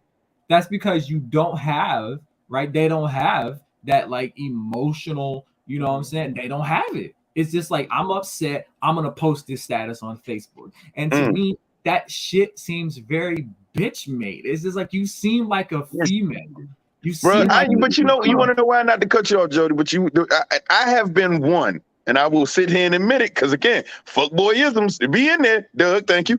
I know I've been the guy that has typed my emotions out, but luckily the G in me said proofread. And before I hit send, I was like, boy, you sound real bitch made. Go ahead and erase this shit. But it should be a 60-second counter. Like when you hit send, 60-second counter, just like, do you really want to send this shit? But I've done it. Sometimes it's therapeutic. Sometimes you gotta type the whole paragraph out and then be like, listen, I'm not reading the paragraph. Can I say something Any about nigga that write a paragraph, he in his feelings. Bro, that's the whole point you're trying to make. Niggas be in their feelings every 5 minutes. But listen though, sometimes you gotta write it out, because the maturity part is, you know what? Let's say you want to write a whole essay and you in your feelings, but when you get done writing that essay and you read that essay and you realize, I'm in my feelings, let me delete this shit. That's a part of it. I read it through Google Translator. It just said bitch ass nigga. Hold on, wait. But you didn't post it. Hold up. We talk about managing our emotions, and the nigga show emotion, and he a bitch ass nigga. That's the problem. He can't even get it out. No. Check this. There's levels to that shit, bro, and you know it, bro. There's levels. There's levels where you reaching for attention, and then you looking for real help. Some people just looking for attention, and that's not and it's the wrong kind of attention to feed into what they're trying to do. Well, there's a difference. Post their people who go to the hospital and post their bracelets on Facebook. Oh yeah, God. I want to punch everybody that get on crying and like, what the fuck you online crying for, bro? Crying is funny. Hey yo, if I get some cheeks, I know you ain't get the right picture the first time. Here's a part of that though. Come on, Pastor. Emotions make for a bad compass. So anytime you, that's a bar. With that. You and your emotions, and the emotions are steering the roller coaster, and it's leading you somewhere, then you're going to always end up where emotions take you. So you can't be on the roller coaster and conduct the roller coaster at the same time. You either going to be off or you're going to be on. So when I start using my emotional compass, and my emotional compass is telling me to type something in Facebook or telling me to respond a certain way, I already know where that's going to go, because my emotion is saying this is what I feel right now and I'm in my feelings. But if you remove yourself from that situation and just really in that moment kind of just be like, you know what, I ain't gonna even give no energy to that. Like, some stuff I just don't have the energy for because I'm not allowing my emotions to even lead me down that path. I've been married 19 years, and so it's easy to get on that emotional roller coaster. The only way I've been married this long. And this is what happens when you're raised by a father. That's all I got to say. This is what happens. My dad was good with expressing himself and having emotion. So I understood how to do that. So, but yeah, like, you know what I'm saying? Like some stuff don't even require your response, regardless of how it pushed your buttons. And when I do my counseling, this is what I tell people. I said, whoever got you moved in a certain way, they knew your code, right? So guess what they're going to do? If your code is 0000, guess what they're going to do? They're going to 000 you all the time. All day. And so what they're doing is putting the code in that's getting you to respond. Then once you respond, now I got you. But if you change your code and this mostly with relationships and stuff like that, if I change my code, I know she's going to try to push 000. Well, my code is not 000. So what happens is people get sloppy because now they're trying to figure out the code, and now they're starting to look bad. Now they're in their emotions, and you're not affected one way or the other because they don't have the code to move you into your emotions. Yeah. You know what? I appreciate that. And anybody out there, if you want a code dealing with me about emotional maturity, somebody dial 911 because I'm slapping everybody. You understand me? Okay, so listen. So mastering your emotions, right? So say let's take the Chris Rock incident. Will said he spoke to him before. When did he say that? He said he spoke to Chris Rock about this because Chris Rock joked on his wife years ago. Okay. And he spoke to him about it. So this was like he already been warned, and that's why he got slapped this time. Man, right? I don't want to hear that bullshit, bro. So let's just go with that, right? Now in your interpersonal relationships, maybe in your family or in your household, right? How many times do you have to tell somebody something before it's like, yo, this motherfucker is disrespecting? Can I answer that? At this point, they just fucking disrespecting me. Right. Can I answer that? Can I answer that, please? As a comedian, and I'm sure comedians on here agree with this. It's just me and you, ain't it? No, B-No's a comedian too. I've been trying to talk. I've been forgetting all the damn time, man. Smoke too much. Go ahead. You know, comedians just talk over everybody. Boom. You're convoluting two issues. And this is the reason why I say you're convoluting two issues. You're talking about me having an issue with someone personally, as opposed to having an issue with somebody for what it is that they do professionally. No, these guys are friends. Yeah. Man, I don't believe that Hollywood friendship. Nah, these guys are friends.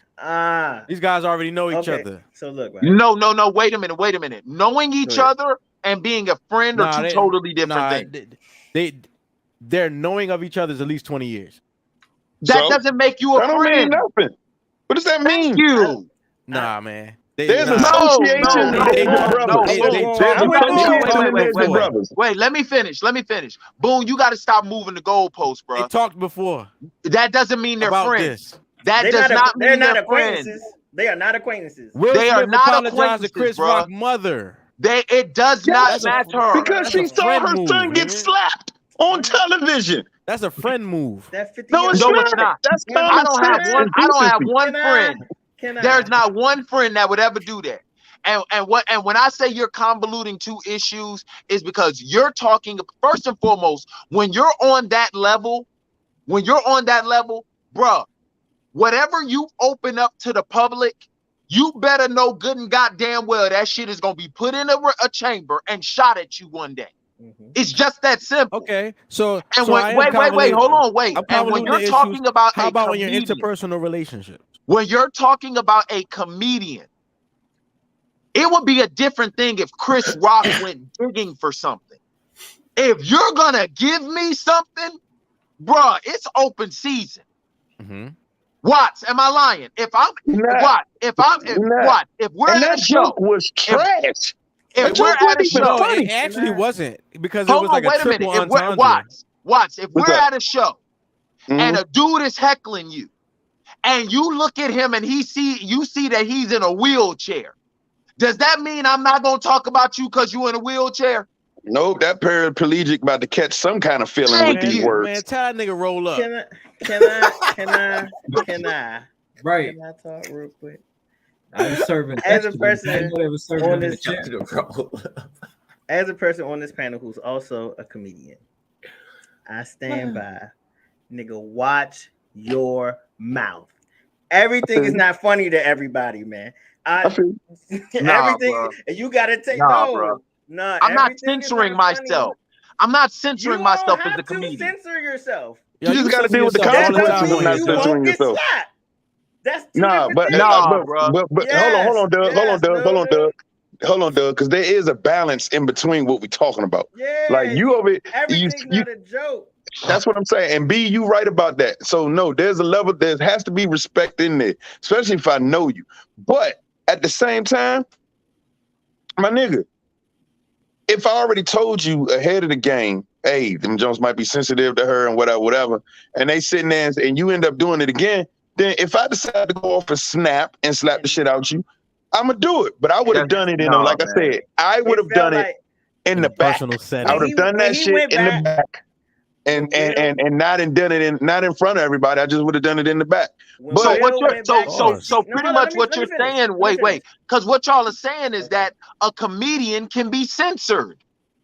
You can't. He just got to remember that somebody might do something about it. Yes. That's it. We're not saying that he can't say what he wants. Say what you want. Just know you might have to bob and weave afterwards. So y'all justifying it? So y'all justifying people running up on stage? I'm justifying if you run up and I done your ass up, you can't get mad at why you got your ass done up. It's pretty much that simple, bro. Listen. The way Will cussed at him after the slap, that's what made it seem like it was personal. And like Boone said, this is not the first time I told you. This is not the second time I told you. No, now you're adding words, B. You're adding words. He didn't say none of that shit. He just said, keep my wife's name out your fucking mouth. You can't assume nothing. No. It was the way he said it. Sorry, sir. Sorry, sir. You forgetting we men, bro. We are. But you forget we men, bro. That means there's no gray. It's no gray. It's black or white. It's black or white. There comes a point in time. Let me ask y'all this question. I would love to finish my point. Was that act worth what he's lost so far? He got money. It made him look like a whole clown. Wait, whose act? Was the act that Will Smith partook in, all right, that loss of emotional maturity, was it worth what he lost? Nope. It wasn't worth it. Thank you. So that's all I'm saying. And then he opened up the door. Wait, hold on. Are we setting a precedent where we're going around slapping motherfuckers? No, that was one nigga. That was one nigga, and he did it to the right nigga. It's no more than that, bro. That's it, man. I promise. No, it ain't about what Dave did. Dave even spoke on that shit and was like, "What if that nigga slapped me? Like y'all leave me out of it." That's what Dave said. Don't even compare me, because let's be clear. Dave Chappelle was attacked. We need to stop acting like this is the first time somebody got slapped. This is the first time somebody got slapped on the Oscars, and this is not the first time somebody got slapped for something that they said or for a joke. We've all either seen or been in a situation where your mama jokes that got out of control and hands have gotten thrown. That's the first time our most prominent black men slapped each other. But I'm a quote the great Dave Chappelle. You clicked on my face. I'm a comedian, not on that situation, bro. See, no, Doug, you fucking, you're mixing that shit, bro. No, bro. You're convoluting issues. No. See, that's the problem. That's your problem. It's like you don't care. Cool, don't care. Just understand that I'm not gonna give a fuck about your jaw when I attack it. You know what I'm saying? If I feel like what you said was out of place. Point blank, you don't have to care. You're not supposed to care. Stand your ground. Just understand I'm gonna stand on that ground with you. And it's so now we're in the Wild Wild West. No, we're not in the Wild Wild West, Doug. That's the wrong reference. That was the wrong reference. I'm sorry. That was an accident. That was. I swear to God. There's a very important component to the situation that we are ignoring. the way Will Smith has been treated in the media, between that and the word entanglement hitting the internet, has been ridiculous. That man's been disrespected a lot. No, you're about did to that take to it. himself, No, bro. don't do that, Brian. Because now he did that to himself, hold on. The bro. reason why I'm saying He did that to himself, bro. I just don't want to take it there because now we're gonna put this man's wife on the spot, and I don't want to do that. No, what I'm saying I is, think where it's getting mixed up at, though. I think where it's getting mixed up is I hear why I'm saying if you say something that is out of order and I got offended, the consequences may be I may have to come up there and I might try to put my hands on you. And Doug, what you're saying is I'm not gonna censor myself as a comedian. If it's something funny, I'm gonna ride with it. But what I think the thing is that Will Smith kind of opened the door for people not to sit in the crowd and then to approach the stage. I think that's all, that on both sides. I disagree. Like, normally you'll sit in the crowd. Hold on, and Dwayne. if somebody's picking on you, I've been in shows where I sat in the front and cats was just roasting me because I'm right there. And then I'm saying something back. I ain't got no mic. So now, he real funny because I don't have no mic. Yeah. But I never in my mind would have ever thought to just go up on stage and confront somebody because they roasted me, right? Right. But Will Smith Will Smith made it acceptable to be at a comedy show for somebody who's doing their job, which is to make people laugh. Thank you. He didn't, bro. Y'all giving that man way too much responsibility. I promise you are, because if you've been to enough shows that I've been to, whether it don't matter. That stuff happens. It happens way more than y'all realize. The problem is this was televised internationally. The whole world saw this black man break down and do what everybody else do in a comedy club that can't take a goddamn joke. Yeah, but I think for that reason, I think you're proving Maurice Ball's point. How? When that was predated. I'm talking about stuff that predated. I'm talking about stuff that predated that slaps, huh? Boom. I'm talking about everything that predated that. First of all, that. Dwayne and Doug, you guys are comedians. So we're speaking as people who are not comedians, right? We're the public. We perceive this whole situation different than you all. You always in the club. You've seen that shit before. Right. That's all I'm saying. That's all I'm saying. For you guys, fans, the majority of people, even comedy fans, have never been to a stand-up show, especially in this generation. Come on in. You know what I'm saying? So you got a whole bunch of kids who saw the top tier nigga do this, not a regular person, the top tier nigga. The Independence Day, that nigga was an Independence Day. But like I've seen what Maurice said. Like I've been to, a comedy club. Like I go to the Improv in Tampa, to see a lot of the comedians I like. I've seen Jess Hilarious twice. I've seen Bruce. I remember when Jess was doing Kevin Hart jokes. But anyway, go ahead. I've seen Bruce. I've seen Lavelle Crawford. I've seen Gary Owens. I've seen Ha Davis, and I've been in those crowds. And I've seen like I was at a show one time, and I literally watched Jess Hilarious run through a whole group of bitches. Like I straight up, she ran through the entire group because they were being kind of loud. You know what I'm saying? They were like having side conversation during her set, and so she literally stopped her whole set and ran through all four of them. You know what I'm saying? And I've seen Lavelle, I've seen Bruce, you know what I'm saying? He was cracking a joke in somebody, and dude was just kind of sitting there, and Bruce was like, I'm not funny?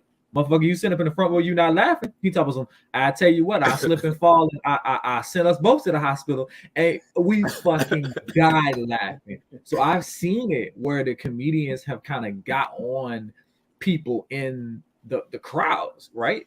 But like, from the standpoint of, it's because you're there, and it's because you're convenient. It's because you're easy. I've seen D.L. Hughley do it. You know what I'm saying? He made it a thing. Like this nigga would be in a crowd. No, that's his thing. Like that's what right.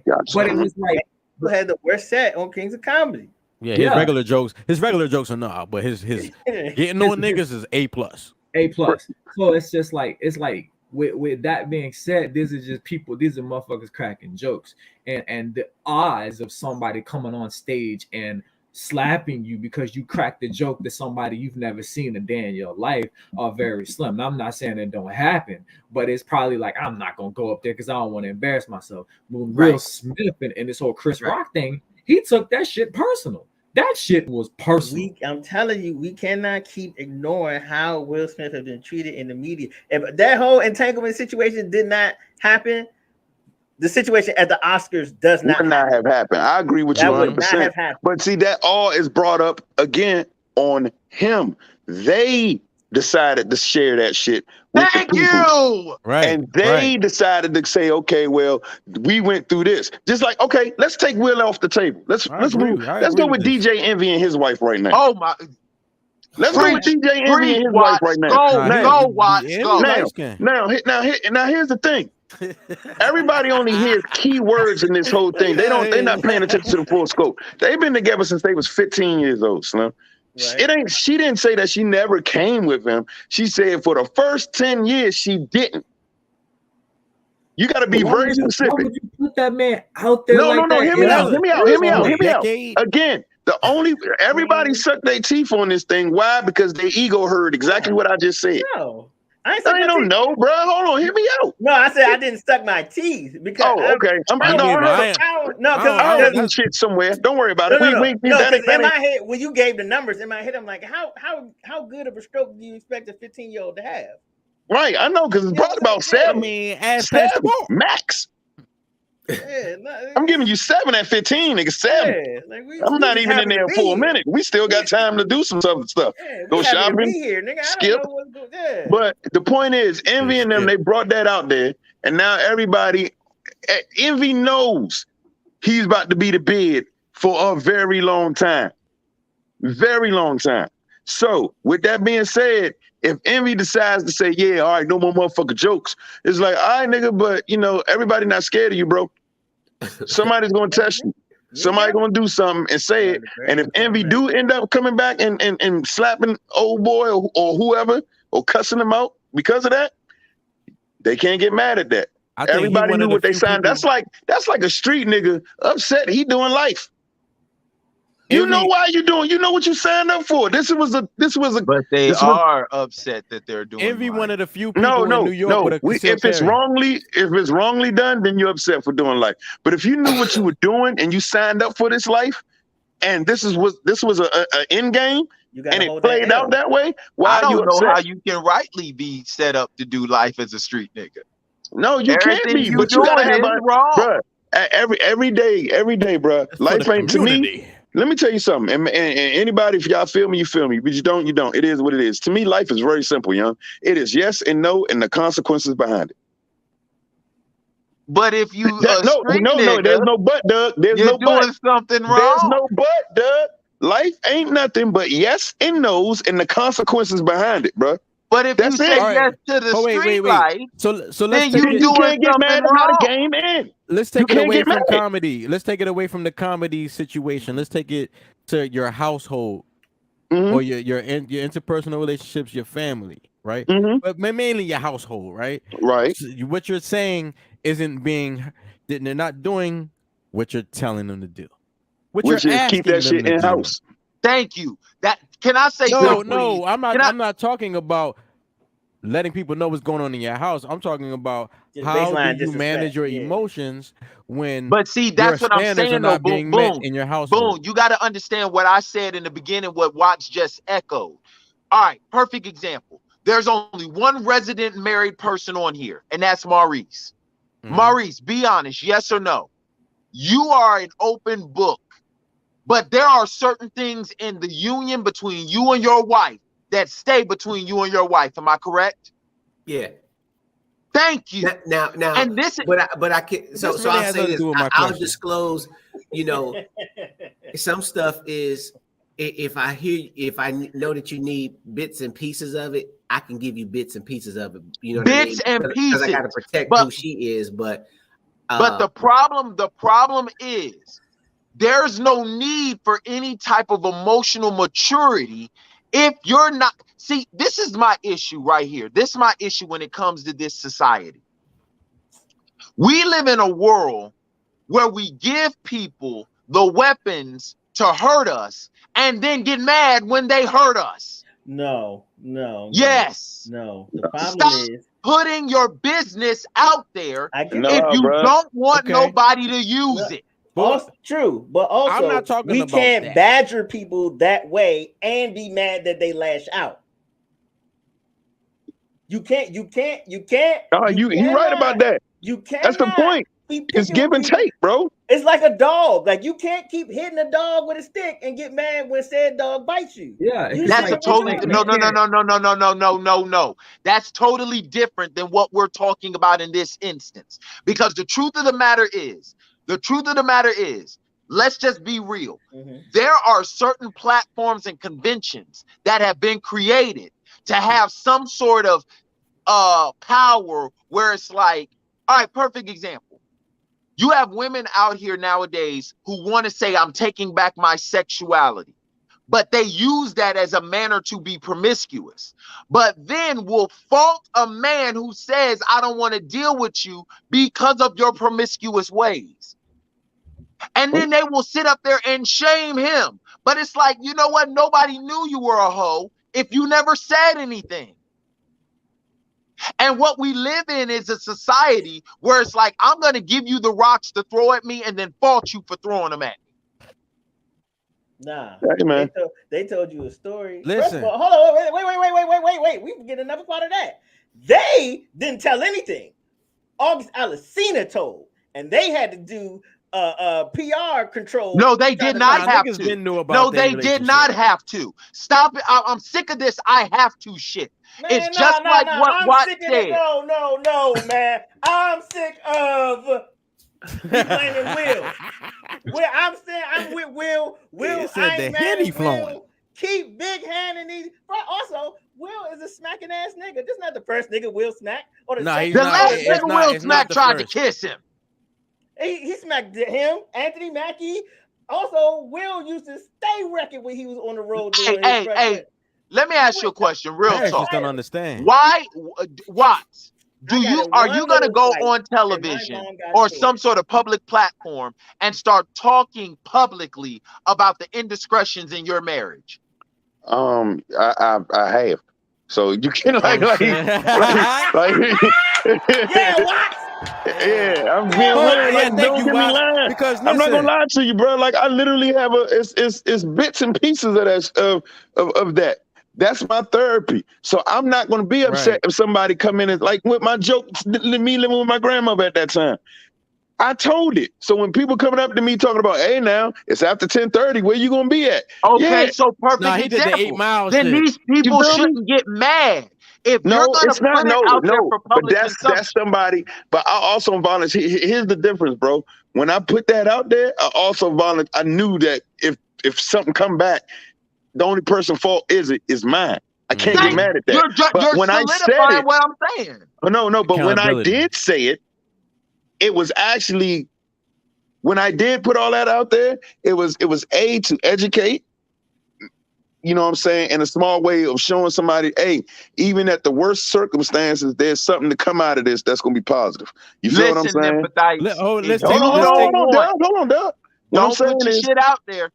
No. What I'm saying is, for me, it was like getting it off my chest, and it was educational because I don't know who listening that might be going through what I'm going through, and if you handle it better than I did, you might be able to grow and do more a lot faster. You feel what I'm saying? But in retrospect, that shit was relieving for me. That was therapy for me, bro. Sometimes you just some of the worst things that other people be like, oh, shit, that felt good to get that off my chest. I'm glad it's out there. It is what it is. I'm not worried about it. But the only reason I'm even sitting there talking like that because I've already made peace that the worst case scenario can play out. Okay, so then that means that these individuals, if they make peace with it, should not be reacting like that. Everybody ain't make peace with it, Doug. Some people don't do that. Everybody don't think like me.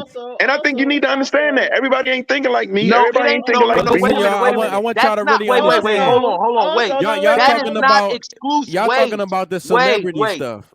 I want y'all to get off the celebrity and off the public platform. I'm not on a celebrity. I was talking about me. I'm not. Yeah, I'm not on but it. Doug's still talking That about is not exclusive letting people to know you. about your relationship. No, it's Everybody not. needs to It's make not. peace But with that. what you trying to say, Doug? And correct me if I'm wrong. But how You you trying wrong. to? Okay, how are you trying to go about this, bro? You're wrong. How you trying to go about it is that it's not just the person that gave that message, bro. It's like at the end of the day, this is about empathy. Take the N off and have that. No, have empathy. No. That's all we. When that's people not what we say some doing here. personal shit and it's going out there and that no gonna burn them, 9 times out of 10 they just want a hug. 9 times out of 10 they just want a hug and a shoulder to lean on, but they're not getting it in the space that they getting it at. So they say the stuff to see who just gonna latch on and gravitate and give them that. There. Damn, that's fucked up, man. I'm here for it, though. I'm So an listen, individual. I wanna know- and Maurice, listen to me. I want to Maurice know can about your attest to home this. life. I always niggas. use Maurice All because right? Maurice can attest I to want to this. know about home. I talked about. I talked to at Pastor some point, Ball like- earlier about this. If you're talking dealing with a situation that is in your house, like you live with that person, it goes back to him saying that you got to have communication. You know what I mean? Like at some point we got to say, you know, okay. And my wife gets on me about this because she said I don't say stuff in the moment. You know what I mean? Like it takes a lot to move me to get me moving in emotion. But when I do say something, I'll be like, well, yeah, you know, but 3 months ago you did blah, blah, blah. I said blah, blah, blah, blah. 3 months. I should have said something in the moment. And it's like, if we say this right here is not good, or I say this hurts me, or this puts me in this place, and then you choose to violate that, then we got to have a conversation. Then after we have that conversation, and then now you're starting to do it intentionally. Now I'm just going to ignore you because I'm not going to play your game. That goes back to the code because now you know that that's going to get me upset. Sometime about this time last year, I was having a conversation with my wife, and she knows that anytime we start talking about my son and stuff, that's kind of, it can go sideways quickly. And so she said something knowing that it was going to get a response out of me.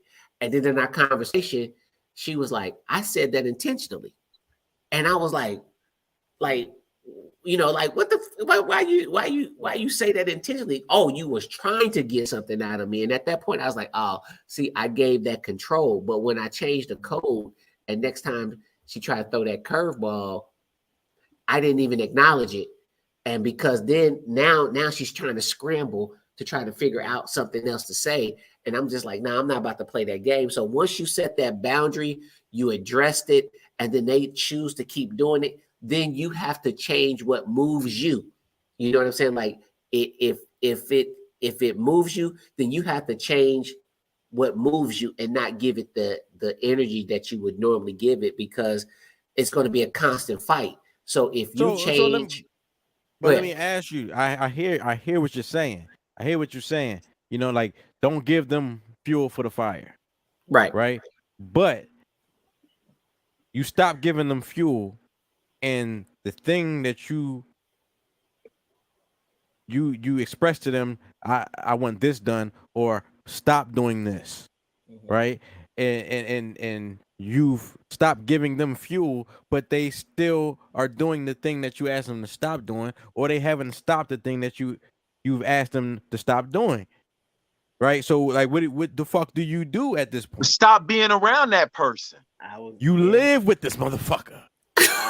Wait, hold on. Stop changing. Like, y'all gotta stop. No, now. we're not God, that was his initial we're question. Talking about okay, in-house. are you talking about a wife? We're talking about in-house. No, wait. What person are we talking about? Are you talking about a spouse? Don't or do this a to me. kid? What are you talking about? It's a person in the house. Same house It's with very you, whoever that may Shout out be. to Twan Cole checking in. No. Not the police. You just can't say. You gotta specify who it is because it's totally. Wait. You have to specify Doug, you're right. because Doug, the person you are right. It's different how you're going to handle. You're right, Doug. You are right. You are 1,000% right.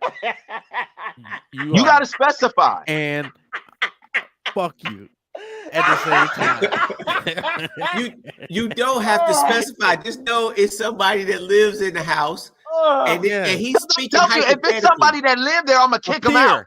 Your peer. He's speaking hypothetically. Your peer. I'm kicking him out. But I can't do that with a spouse. And you can't do that with a child. Who can't? We talking about, all right, we talking about a spouse. Yeah, a spouse? Yes.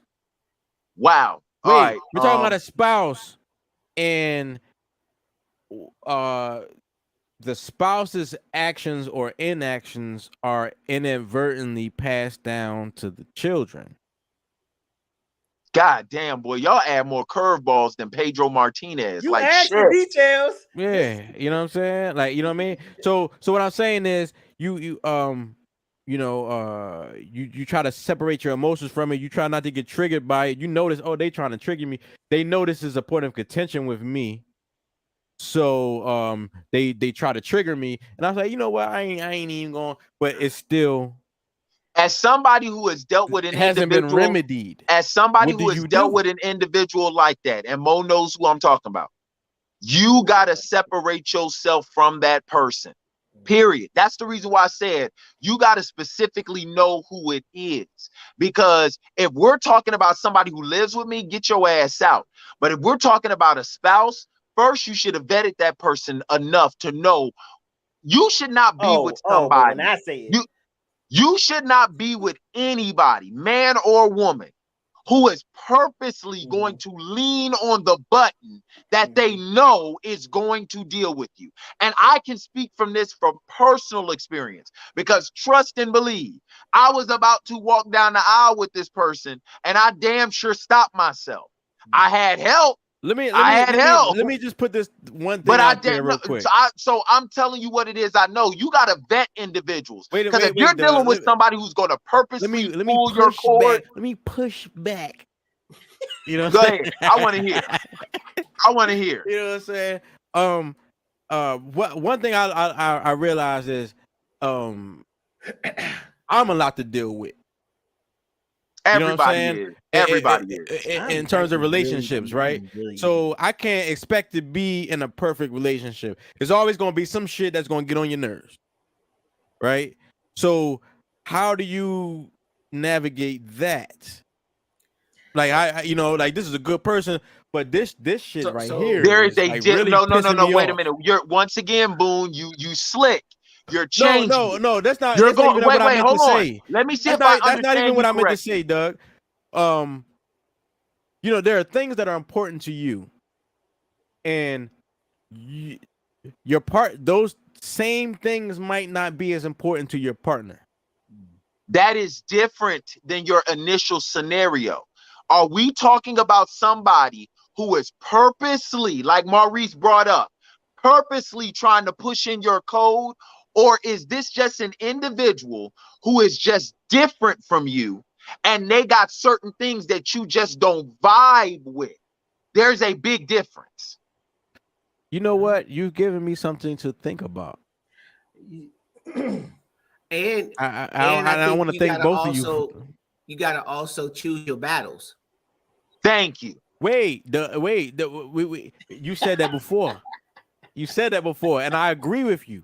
But some stuff is non-negotiable. Some stuff is non-compromisable. Yeah, thank you. That's what I'm saying. Right. What are we talking about? As a man, there are certain things you want done in your household, certain way you want your household to run, right?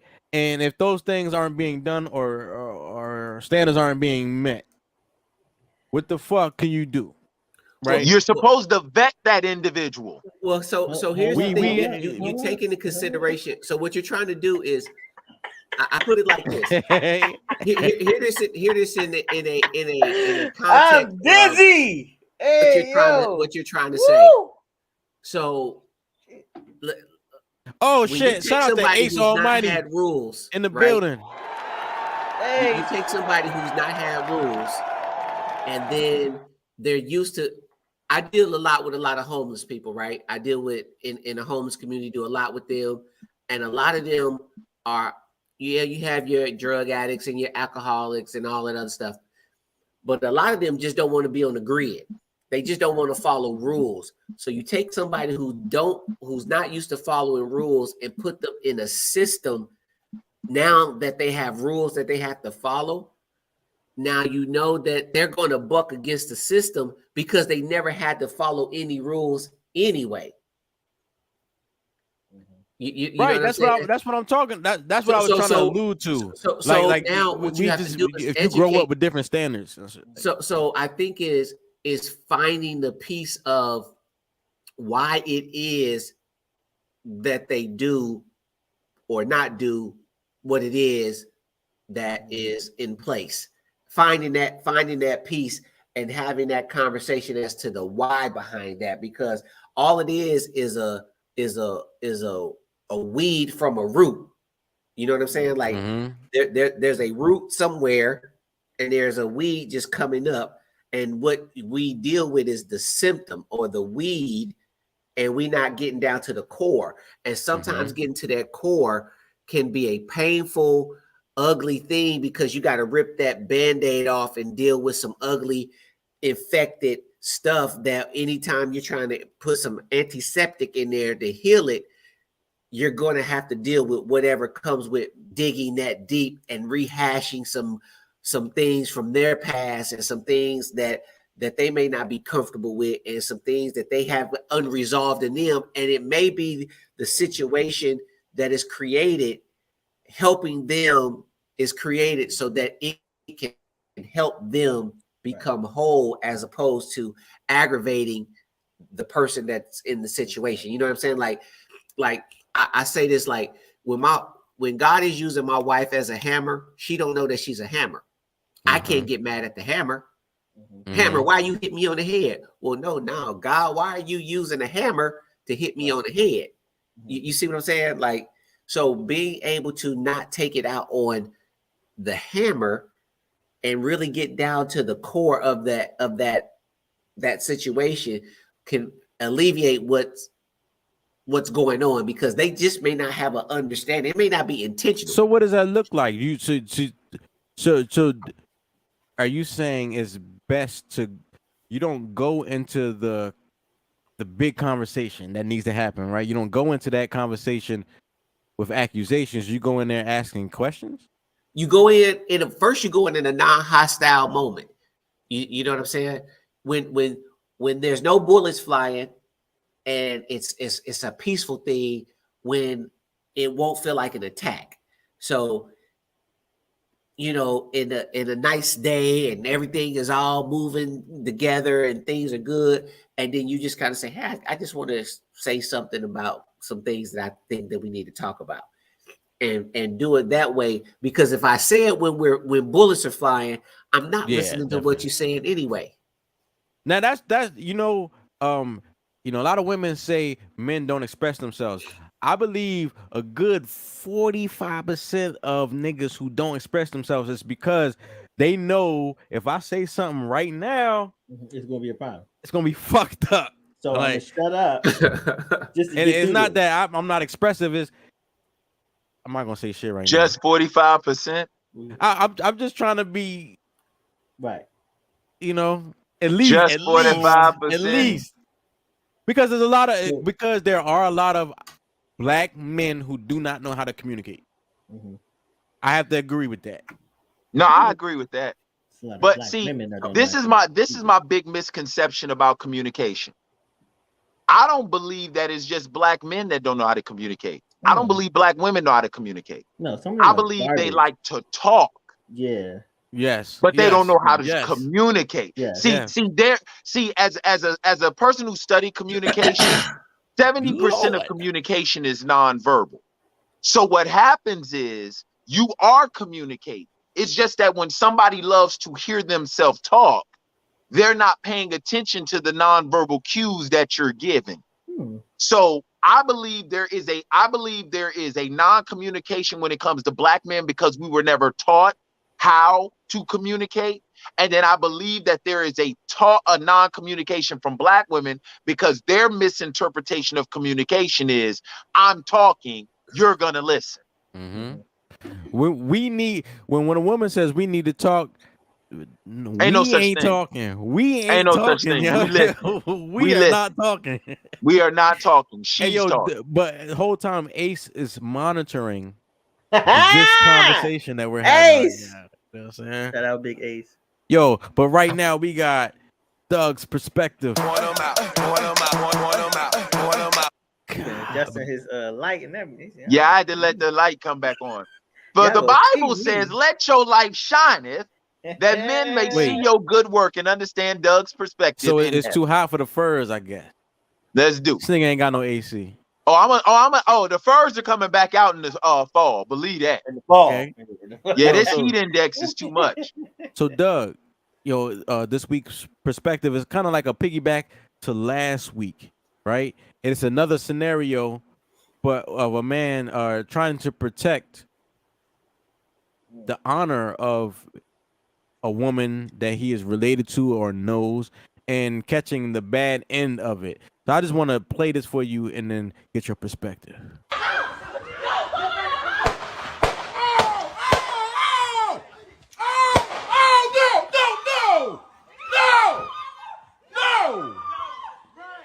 Don't stand there, girl! You okay? Looks like he's on his way out. Oh my God. Stupid, bro. Come on. Remember earlier I told you nigga had to go, bro. I told you. Come on. Stay with me. He's still over there? Yeah, he down. He here too about both sides. Come on. Wait, before you say something, Doug, this is why I ask about managing emotions, right?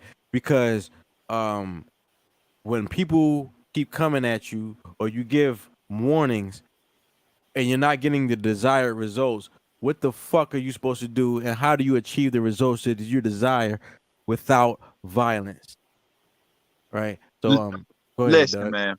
I'm gonna tell y'all the same thing that I told my son. You can pick, you can choose your actions, but you can't choose your consequences. All right.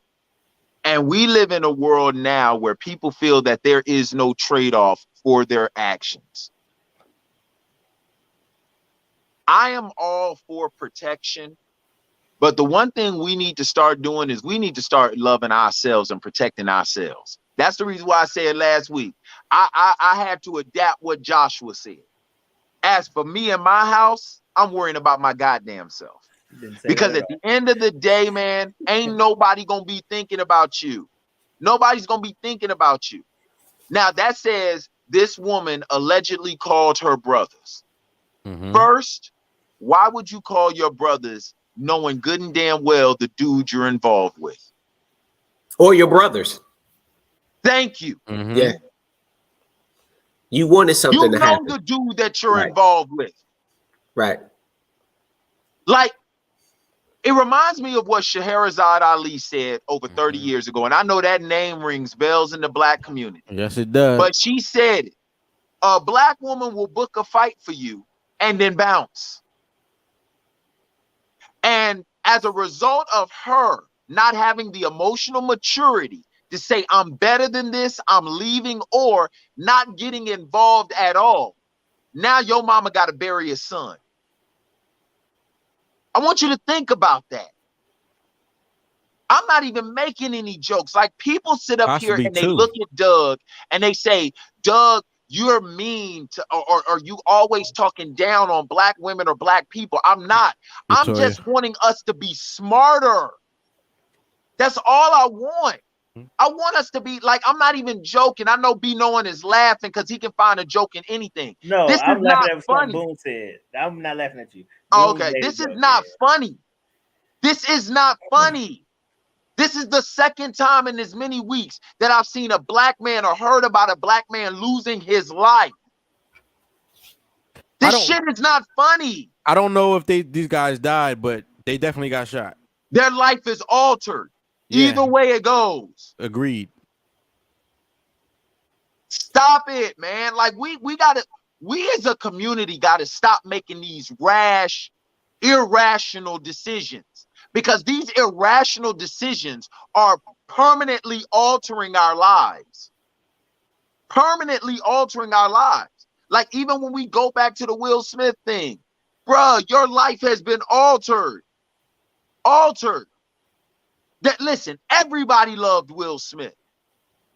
Now Will Smith is a polarizing name because of an irrational decision. I mean, he was a polarizing name with Men in Black.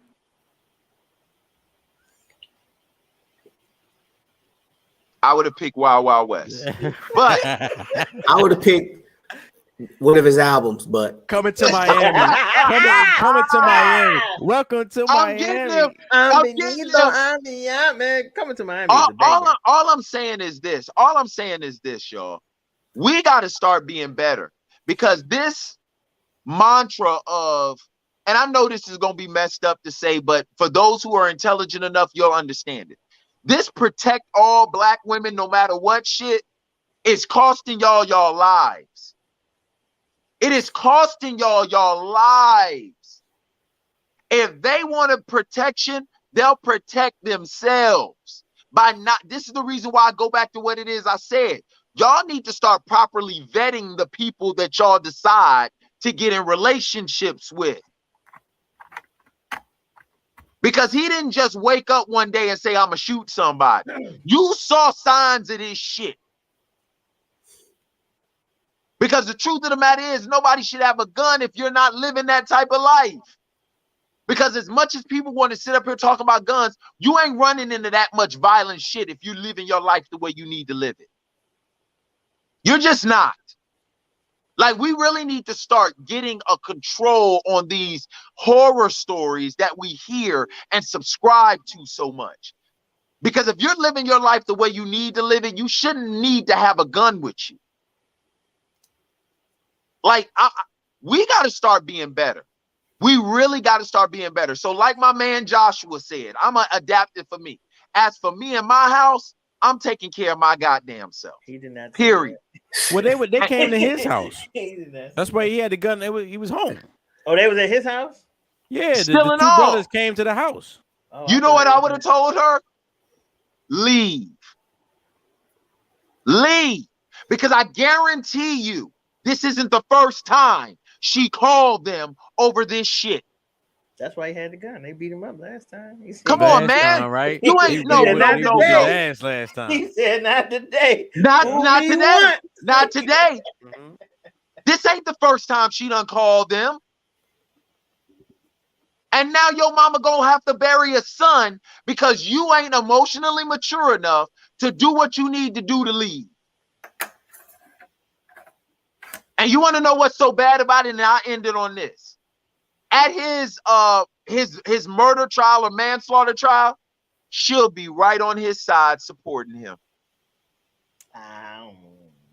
You can shake your head all you want to, Brian, but you know I'm telling the truth. I don't know. Nah, they be with her, yo. That should be They'll crazy. be right there, he's right on his side, supporting him, putting money on his canteen, coming to visit him every week. And your brother is 6 feet deep. Answering all the phone calls. Yes. I'm not even trying to be funny right now because this shit is crazy. Man, come on, man. We got to be better, man. We got to be better. Y'all better start thinking about y'allself before y'all start thinking about anybody else. Good. Watch this fool got something stupid to say. I'm done. I thought, wait, yeah, that's not how you end it. Yeah. Oh, my bad. My bad. Food for thought. Scrape the plate. What ignorant shit you got to say, B knowing? All I was gonna say is if we're gonna make our women be better, the men gotta be better too. Like I did say that. No. Okay, I meant the men. That's why I said. No. Wait. I'm not talking about the brothers. I'm talking about the man she was dating. He needs to be better. We don't know what was going on. Yeah, no, no. And now it's back. So he was a good. No. I'm saying, what if he? We don't know what was going on. Now that we about to go down a whole nother rabbit hole. Yeah, trying to go here for a whole nother hour. But I mean, it is what we seen a clip of whatever it was, and stick to what we saw. Yeah. So a wonderful, upstanding citizen. I'm just saying, man. We don't. We could have saw someone defending themselves. We don't know. But okay, all right, okay. Nigga could have said he could have found out she was cheating and said you gotta get out. He's called her brothers, and then you know what I mean. Like we don't know what happened. Like I said before, you gotta vet better who you decide to deal with. Period. Because whoever it is, whether man or woman, and I am speaking, and one thing about me is y'all can shoot at me with the shit I say. I don't care, because I finally come to a place of peace about it. As somebody, because I'm telling you right now, and I'll use this as a perfect example, and then we can get off. Maurice, remember when I came to you and talked to you and said that this individual said that they mama said that once they say I do, everything will fall into place. And I came to you and told you that shit, and you said that's a bunch of foolishness. Did you remember that conversation? Because you said, Doug, if she ain't doing it now, I do does not mean she gonna all of a sudden do it then. Damn, I need some counseling. But so anyway. What happens is you gotta y'all gotta start vetting properly. Just hit But people are so enamored and in love with the fact of being in love, they don't take time to vet this individual properly. If that person is, I'm not saying people don't have the capacity to change, the capability to change. Very few people exercise the capacity to, especially if nobody before them has ever required them to change. Right. So that's all I got to say. That's part of it. That's part of it. But hold on. You know, Doug, you made me think about something. You know, fiends like heroin addicts, right? Or cocaine addicts, right? When they hear about a pack that's out, niggas is dying from, they be like, oh shit, where is that at? You know what I'm saying? So it's the same where like maybe abusive relationships or something like that, or with a guy who shot the two brothers, a woman hear that this nigga defended his household, and all of a sudden they want to be with this nigga. Yo, man, you can find me on the Doug Bennett _01 on Instagram, Doug Bennett on Facebook. Because Boone don't know how to let nothing go. He will take you to the abyss with some of his examples. No, and this you is just real. like, what are you talking about? This is real. No, it's real. Why do women like bad boys? That's a whole nother conversation that I'm not about to get into. It's the same shit.